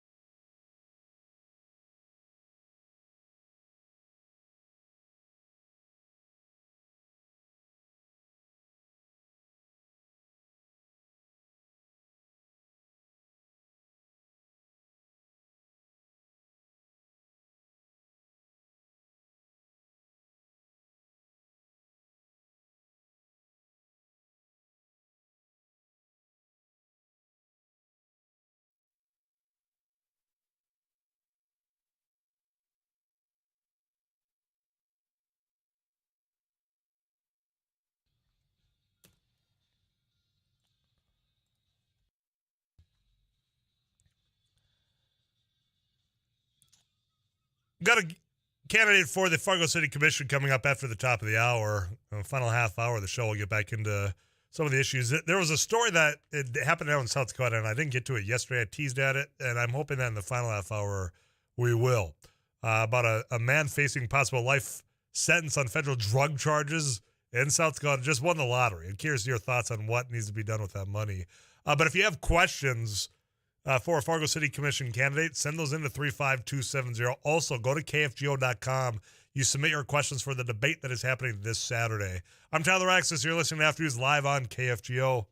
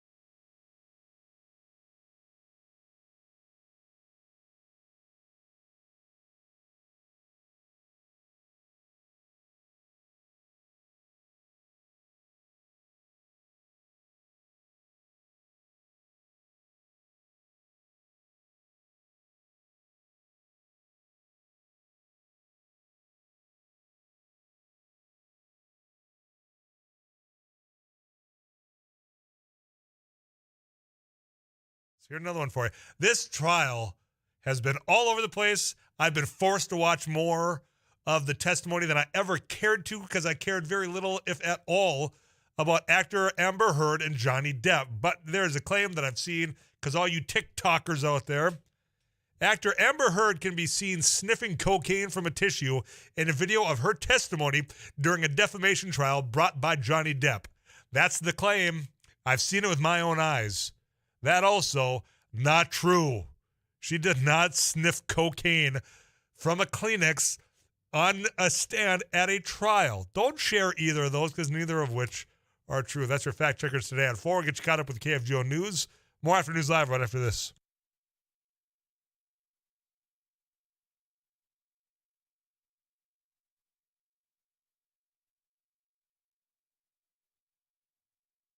KFGO News, mostly cloudy, still 75. I'm Paul Jurgens.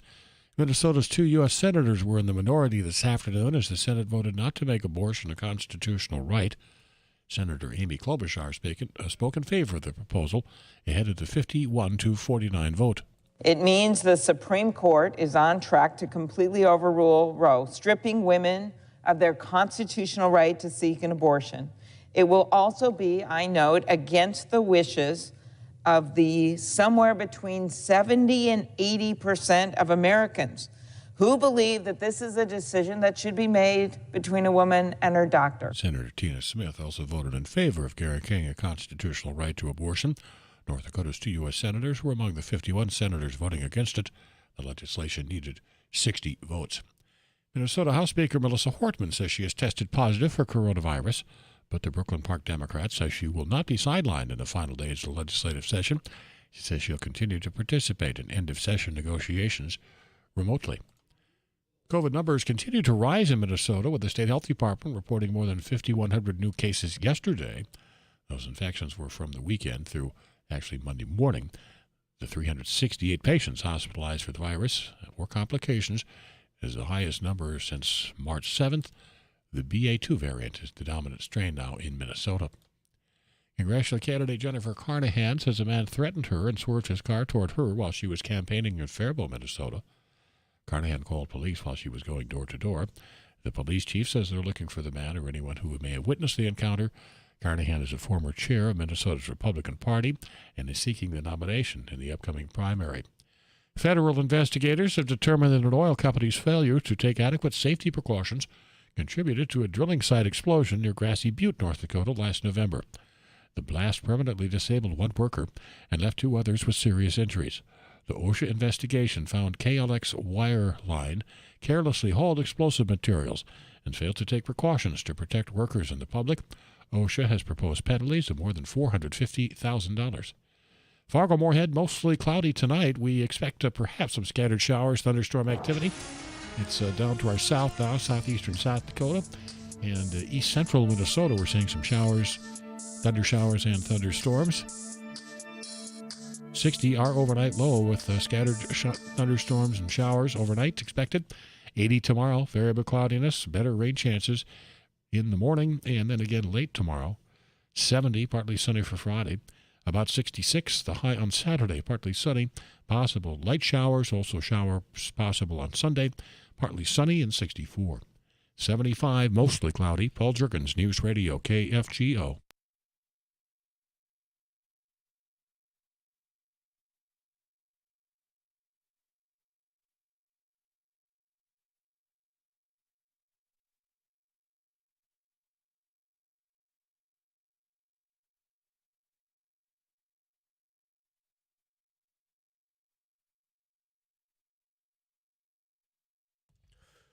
I want to remind you all that on this Saturday, down at the Sanctuary Event Center, KFGL, we're hosting another debate. We had the Mayoral Debate to kick off this campaign season. This Saturday, going to be candidates for the Fargo City Commission. And I think we're down to like 13 now. If you want to go to KFGO.com and submit your questions, Paul Jurgens, Don Haney, the true journalists, they'll ask those on your behalf. If you want to text in right now at 35270, I'll take your questions too, because I got Tom Majin in studio, and he is one of those candidates vying for a seat on the commission. Tom, appreciate you coming over. How are you? I'm pretty good. Thanks for having me. Well, I guess the first question is usually an obvious one. So why are you running? Why do you want to be on the Fargo City Commission? I think for the same reason most of the candidates are running. We think we have something to offer the city that the city needs. Mm-hmm. So in your mind, what are you offering the city that's not there right now that say, you know what, Fargo needs this? I think it needs a little bit of outside air coming into the balloon that's floating this thing called Fargo. Mm-hmm. So when it comes to the outside air, bringing a different perspective is what I'm assuming you mean. It's kind of mixing things up. What is it that when you're looking at how things are being operated right now, you're saying, okay, well, we got growth, we've got this, but we're missing that. What is the key one for you? You say on day one, this is what I want to bring forward. Well, I think there's two things. One's the big issue for the public, especially homeowners, and especially on the south side in the Davies area where the 64th Avenue overpass is going through, and the special assessment problem. Mm-hmm. I did some research on it last week, and I looked at the budgets for the last 3 years, and I'm finding that the percentage of the budget that's coming from special assessments has increased from 15% to 30%. That's a bad trend. That is, and that's when you are out there knocking doors or whatever you might be doing. I was in the legislature and you knock doors and they'd be talking property taxes, in particular special assessments, top of mind for people, and you're saying the trend's going the wrong way. Yeah, and there doesn't seem to be any end to it. I hear nothing but boomtown talk from some of the candidates, and they actually believe that there's nothing wrong with the way they're doing it now. I don't see that they're looking at the right numbers or. So I think there's a follow-up question then. If they're not the special assessment way to fund some of these projects, do you have a replacement formula, a replacement tax in mind to fund what I think the infrastructure needs are? Well, how wild do you want to get, I guess, is the question, and how many people do you want to make mad, and how far can you spread it, and how thin does it go? And essentially, you've got two, from what I can see currently, without some legislation, you've got two options. You've got the sales tax, which is in place now, but was not adequate, I think, to fund some of the projects we've got going with cost increases. And secondly, there's a fuel tax option that's probably going to come anyway sometime in the future, and it's something that maybe, road user tax is something maybe the city of Fargo should get in front of instead of behind.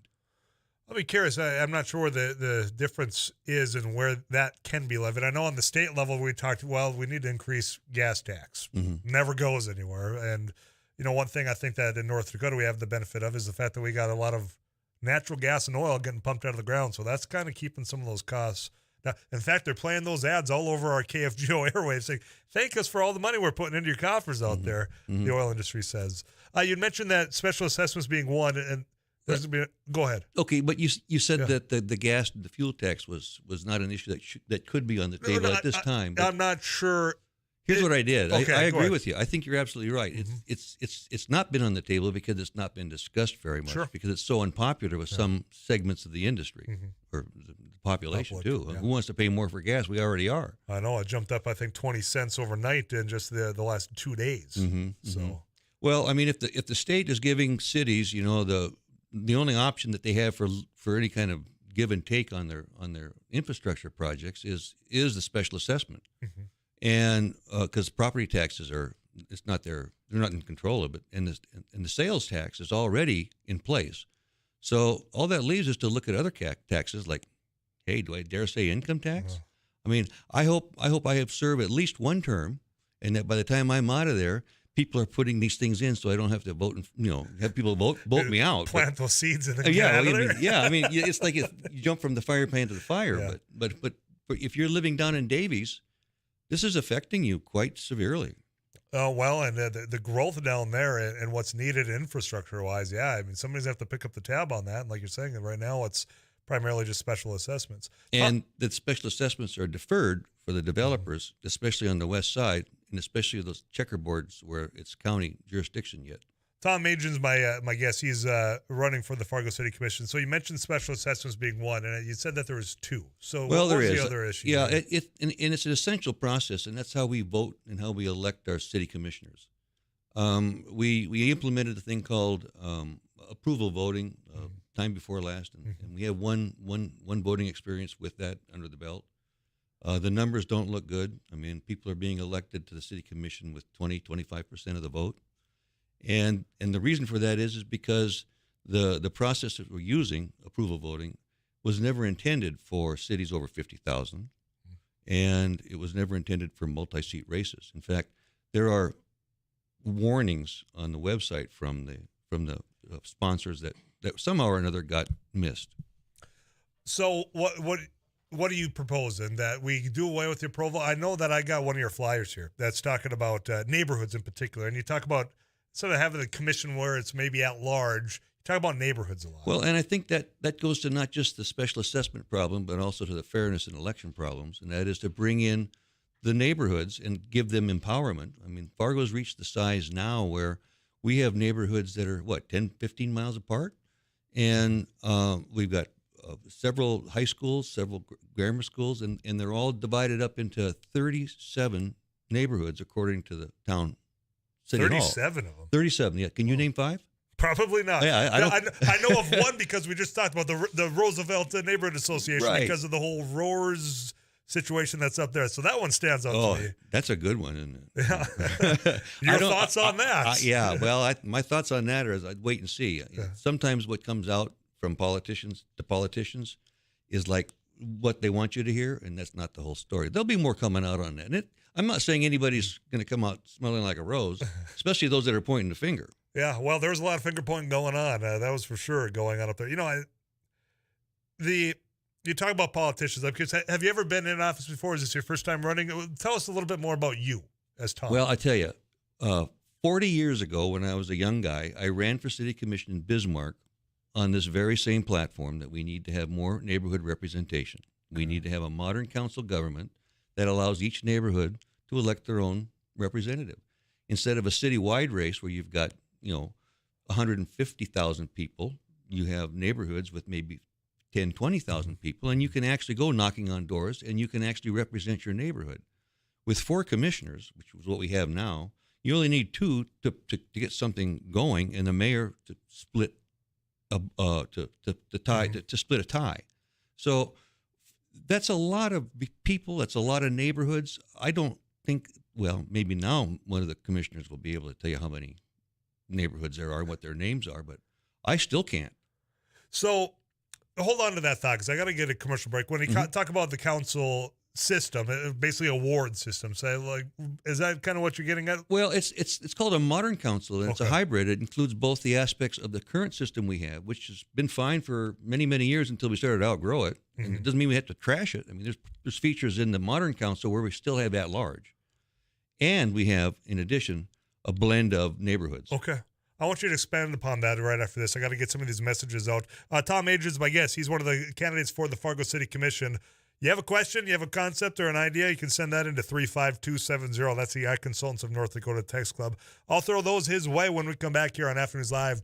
You got to locked into KFGO Fargo. Stick around.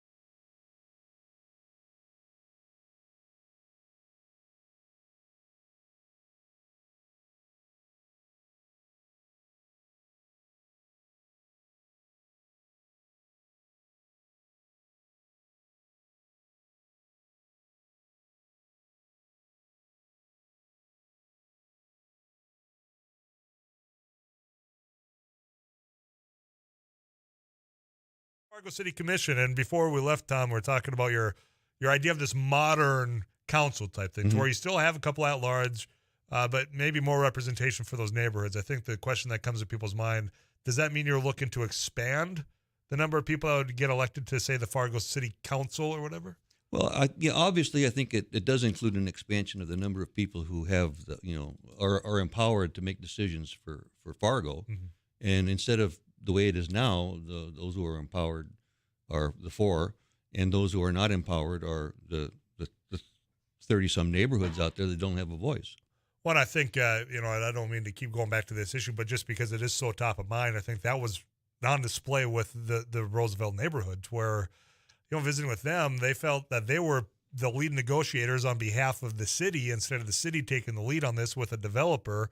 And now here we are, past deadlines by a few months, and it's going to be a lot longer than that. And they're just kind of stuck in the middle as a neighborhood saying, we don't want to be pulled back into this negotiation. City, do your job. Development, roars, you guys get the job done. Well, where was the city, back in December when this thing came to light? I mean, would somebody sitting on it and try to make a political hay out of it, I wonder? I think the timing lends itself to that question. I had said at the time there, Tom, that when we were talking about it, that both things are right. The developer didn't meet the deadline, which was the contractual side. And then there's the politics side of it, in which you got Dave Pepcorn. I think there was some timing because he doesn't want Shannon Roars Jones to be mayor. I think it's pretty obvious for those that follow along that well, I can agree with him on that, but a lot of other things I don't. Well, and you're not the first person that's brought up the fact that the city also had a bit of a responsibility that why wait until 4 months prior or after this to make sure that things are moving along. If if this is a contract on two sides here. It is, and it's also a contract with the elected officials to be diligent in their duties and not politicize them for their own advantage or because they've got a grudge against some other candidate. Sure. Speaking of that, you said that you ran for the city of Bismarck back in the 70s, I think you said. That's it, yeah. So lots changed as far as politics go. I was 13 at the time, but... Yeah, right. He's a young fella in here. Yeah. But, there's been a lot that's changed, not only... Oh, boy. When it comes to running for office, I'm just curious, it's been so long. What's your experience been like so far this time? Well, it's different this time because Bismarck was about 60,000 at the time, and it was a smaller town. You could knock on doors, and you could have a decent chance of getting at least not coming in last. And there were less candidates, so I did not win, but I did not lose by a whole lot. And it was the same kind of at-large voting, so nobody really got a majority of the vote. I think in that case that like 28% or 30% of the vote went to the winners. Okay. Which is a problem for us. Yeah, and that's an issue that you have with our current system too. Oh, it's worse. It's worse, and it's getting worse, and it's probably going to get worse as we grow. Yeah, but so you're running. You're on the ballot. Final word goes. Yeah, I got 2 minutes. Are you gonna be able to join us on Saturday? I am. Yeah. Okay. Good. I thought you were. I just want to make sure that was the case. So they'll have a lot more questions from the news team in there. I'm just a commentator, but platform's yours. You got 2 minutes here. Get out whatever you want before I see you on Saturday. 2 minutes, boy. I mean, I can split that up for you. Yeah, I come out of confession and I guess spend 2 minutes praying sometimes. But I mean, what can I say in 2 minutes? I hope that my fellow candidates stay with the system and stay with what we've got and see it through. And when the election's over, whoever wins follows up and makes sure that neighborhoods get a voice by initiating from the council, from the commission, a modern council government for all the people to vote on. Well, and when we were talking off air, and that's one thing that I kick myself for doing sometimes, ask questions, and we're just talking about your concept of having better representation of spots in town. Mm-hmm. I know you're not talking about a ward. This is a new modernization process here, and I'm seeing I only got a minute here. Well, it is kind of like a ward. Yeah, but we spend a lot of time, right or wrong, focus on downtown Fargo. Now you're talking about the developments down south. There's a lot of space between there that seems to be getting ignored. You think about even closer to West Fargo. I think you're onto something is what I'm getting at as far as allowing at least something. And maybe even if it's you get elected, that doesn't move forward, but having their voice at least heard without having to be like an issue saying, hey, something's on the right here. Just having better communication is something I think we could all agree upon. That's half of it is communication and that means you have to have a voice. And if you just have a voice and it's not being heard, it's in this case I think it's because it's not empowered. Tom, you got a website or a Facebook, or just you're out I got there? one. I got two of those things planned, and my staff has not been cooperating. I haven't been able to find enough time to do it myself. Fair enough. Yeah. Tom, it's been a pleasure to meet you. I'll see you on Saturday, all right? Well, thanks, and I'll see you there. Very good. Tom Agent, he's a candidate for Fargo City Commission. I got to get you with KFGO News. Paul Juergens next.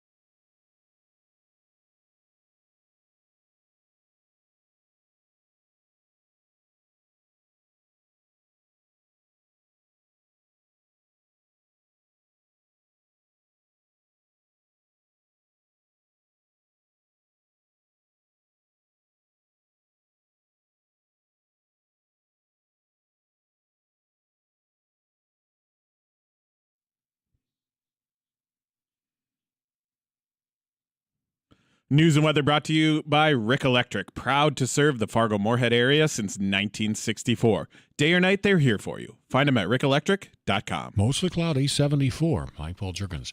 The vote was 51-49 this afternoon as the U.S. Senate refused to guarantee the constitutional right to abortion.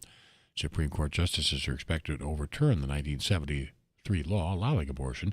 Minnesota U.S. Senator Amy Klobuchar spoke ahead of the vote. I am seriously concerned that the court's apparent willingness to disregard nearly 50 years of rights will not only put women's health at risk, but will undermine the rule of law. Minnesota Senator Tina Smith voted with the minority.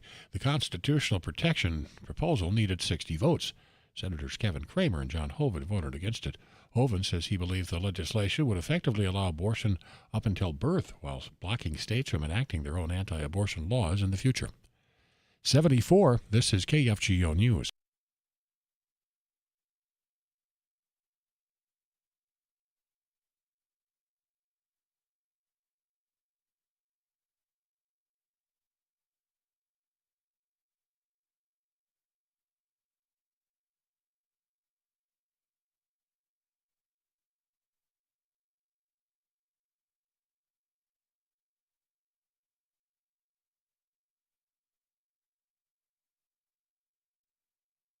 .74, this is KFGO News. Over the past 6 months or so, Fargo-Moorhead area law enforcement agencies have seized over $80,000 worth of fentanyl.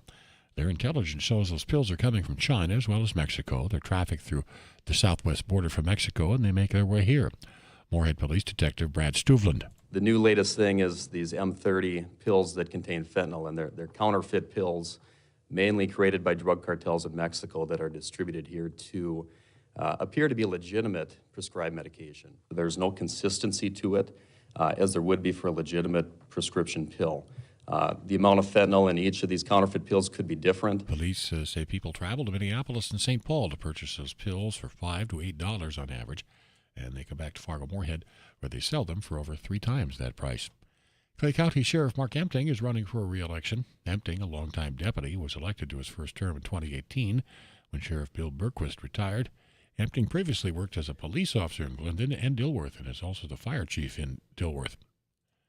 Minnesota's fishing opener is Saturday. The DNR's Brad Parsons says this year's ice out is a little behind schedule, but overall he says access to lakes should not be an issue. This will be different. This will be a little more normal or to the late side. A lot of our lakes are about a week to 10 days behind in ice out, particularly up north. So expect cold water, expect fish maybe to move a little slower, expect fish to maybe be congregating at places where water flows in to a lake, because oftentimes that's a little bit warmer water. While the weather will play a role, Parsons says, as in most years, about 500,000 people are expected to take to the water. Mostly cloudy, Fargo-Moorhead, scattered showers, thunderstorms tonight and again toward morning. Our overnight low about 60 with showers, thunderstorms the early part of the day tomorrow and late in the day. And again, we may see some action overnight, this evening and overnight in Fargo-Moorhead. On Tri-State Radar, we are seeing some showers, thunderstorms in east central Minnesota. In fact, north and west of the Twin Cities. Some warnings up there issued by the Weather Service in Minneapolis. That is for severe thunderstorm warnings. And also a line of severe thunderstorms this afternoon from north of Sioux Falls into southwestern Minnesota. Nothing close to Fargo-Moorhead. Again, 60 with those storm and shower chances overnight. 80 tomorrow, continuing chance of showers and thunderstorms. Friday, partly sunny and 70. Fargo-Moorhead, it is mostly cloudy, 74. Paul Jurgens, News Radio, KFGO.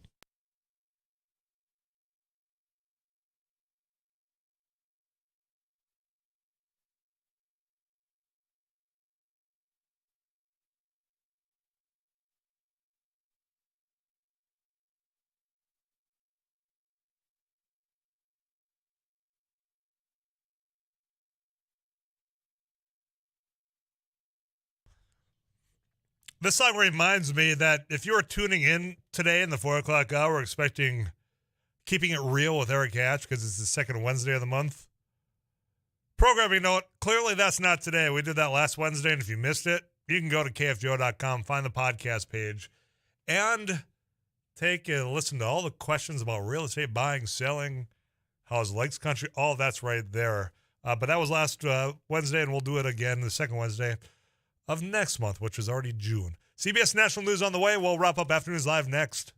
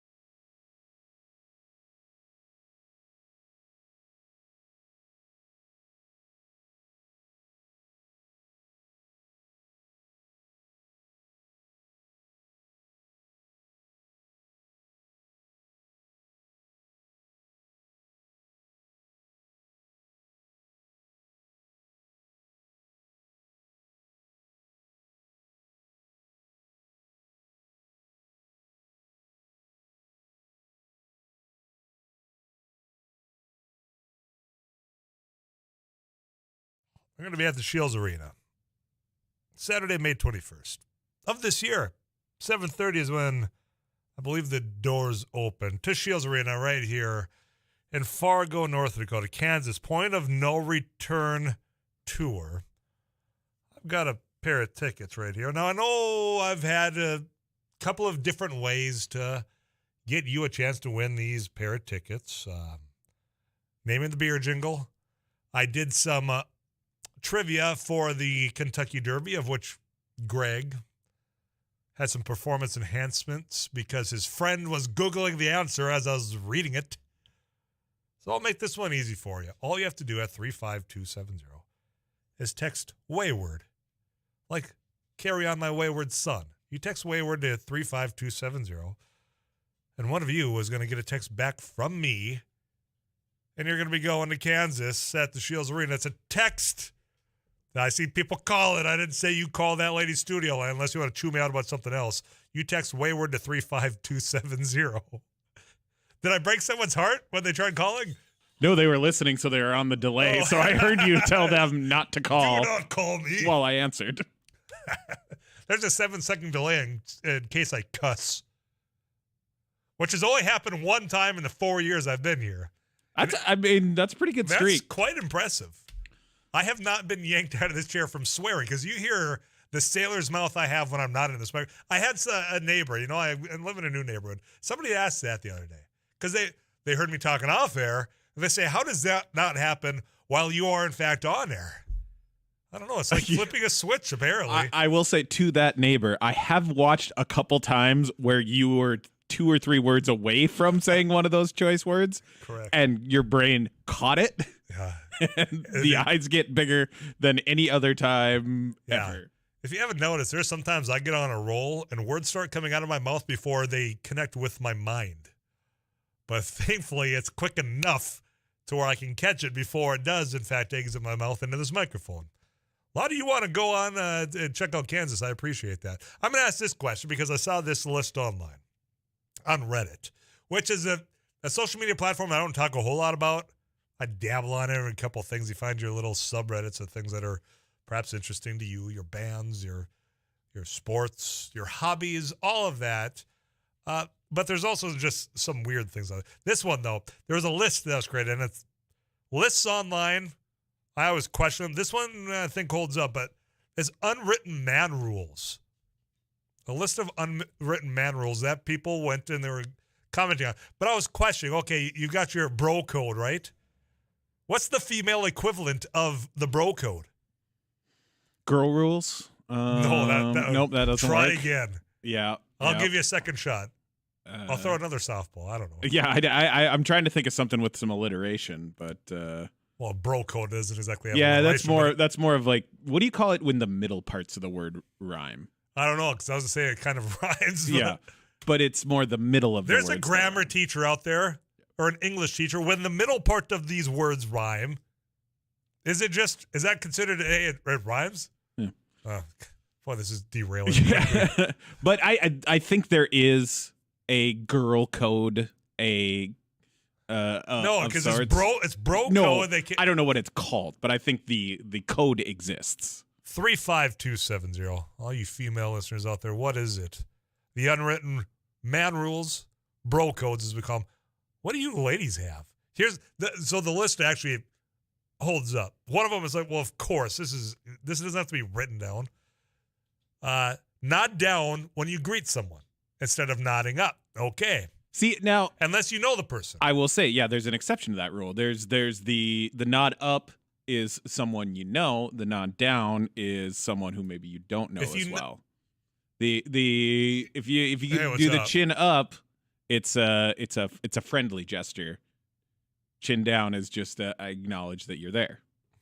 You thought way too much about that.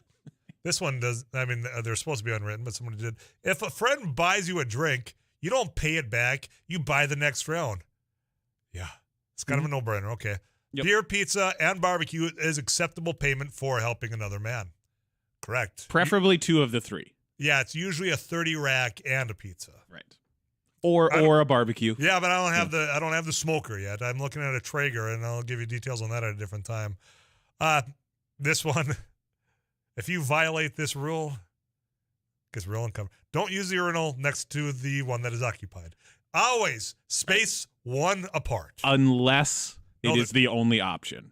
If you're at a sporting event, you got to empty if the it's tank. only option, but I mean, if you're walking in, you see 7 in a line, and there's one being occupied, you don't go to the on either side. And also, you do an odd number, so you don't put somebody into a position where they have to pick beside some. So in this example, if there are 5 urinals, somebody's all the way on the left.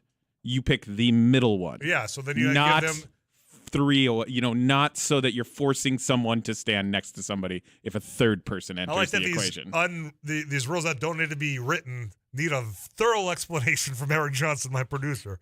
Don't roast a man in front of their kid. I had never even thought about that one, but I love that rule. Don't start drama. And if drama begins, take steps to de-escalate. Okay. I mean, that should just be a human code. Yeah, right. Just don't be a drama queen. Get myself in trouble. I've got time.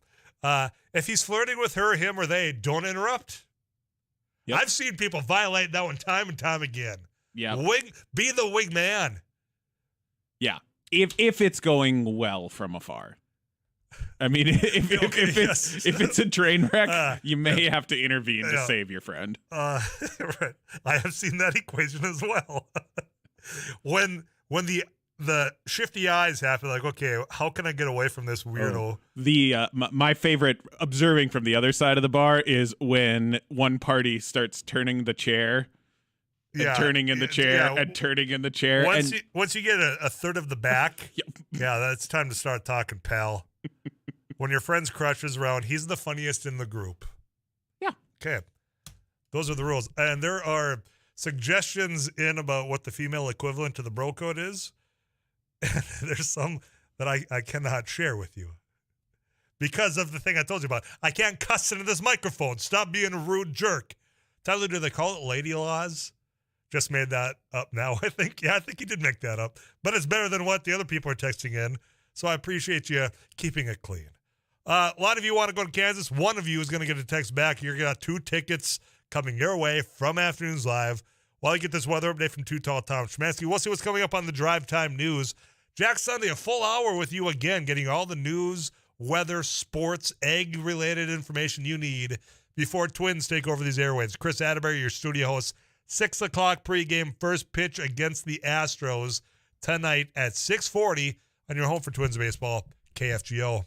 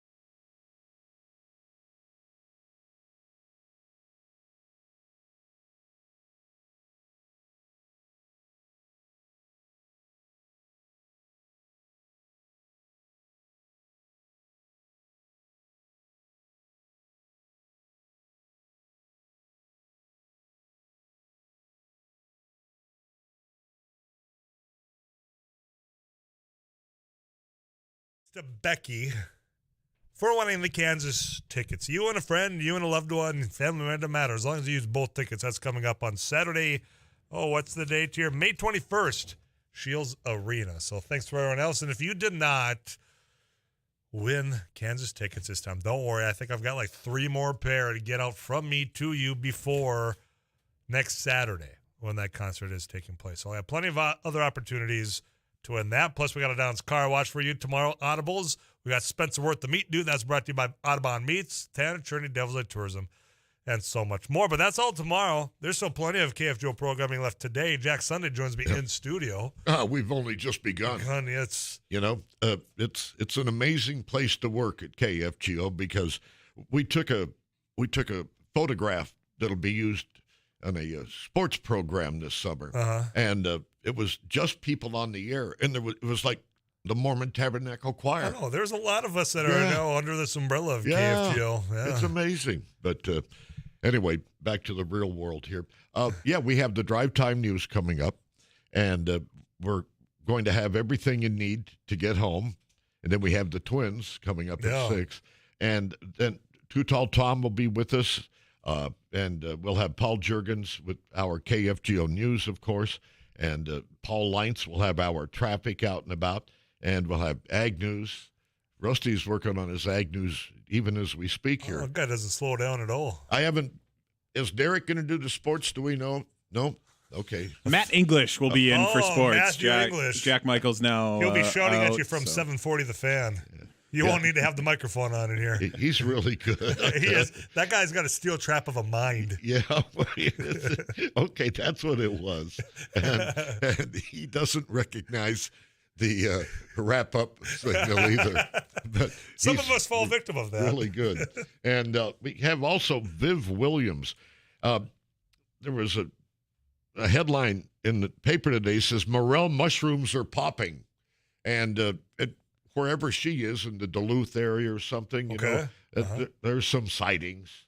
Morel mushrooms, and it's great hunting them. And a friend of mine actually went to a, of course, undisclosed location. Don't you dare today, utter it. and scouted it out. And I'll tell you what he said about here. And last year it was abysmally dry. Mm-hmm. And mushrooms did not fare very well. I don't think we got a pound. Really? And don't fall for the scam where you can buy morel mushroom spores. I've seen them advertised on Facebook, and and I believe you might be getting morel mushroom spores, but they just don't grow. No, you can't throw them in the garden. Well, you can't throw them in the garden. You can throw them in the garden. That's fine. Sure, yeah. Might as well throw them in the trash if you're going to try that. Though. Well, they'd probably be good mulch, but you have to know where they are. Yeah, and I don't. Mushrooms, I really want to. Just can't really get into them.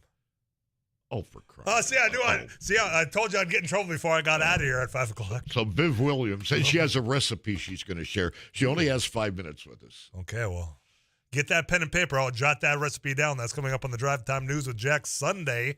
Steering you right into, again, Twins baseball. The pregame starts at 6, first pitch, 6:40. Folks, that's it for me today. I'm Tyler Axis, your host here on Afternoons Live. I will be back tomorrow for the Thursday edition of the program. Till then, you drive safe and take care of yourselves. I'll check in tomorrow right here on 790 AM, 94.1 and 104.7 FM, KFGO.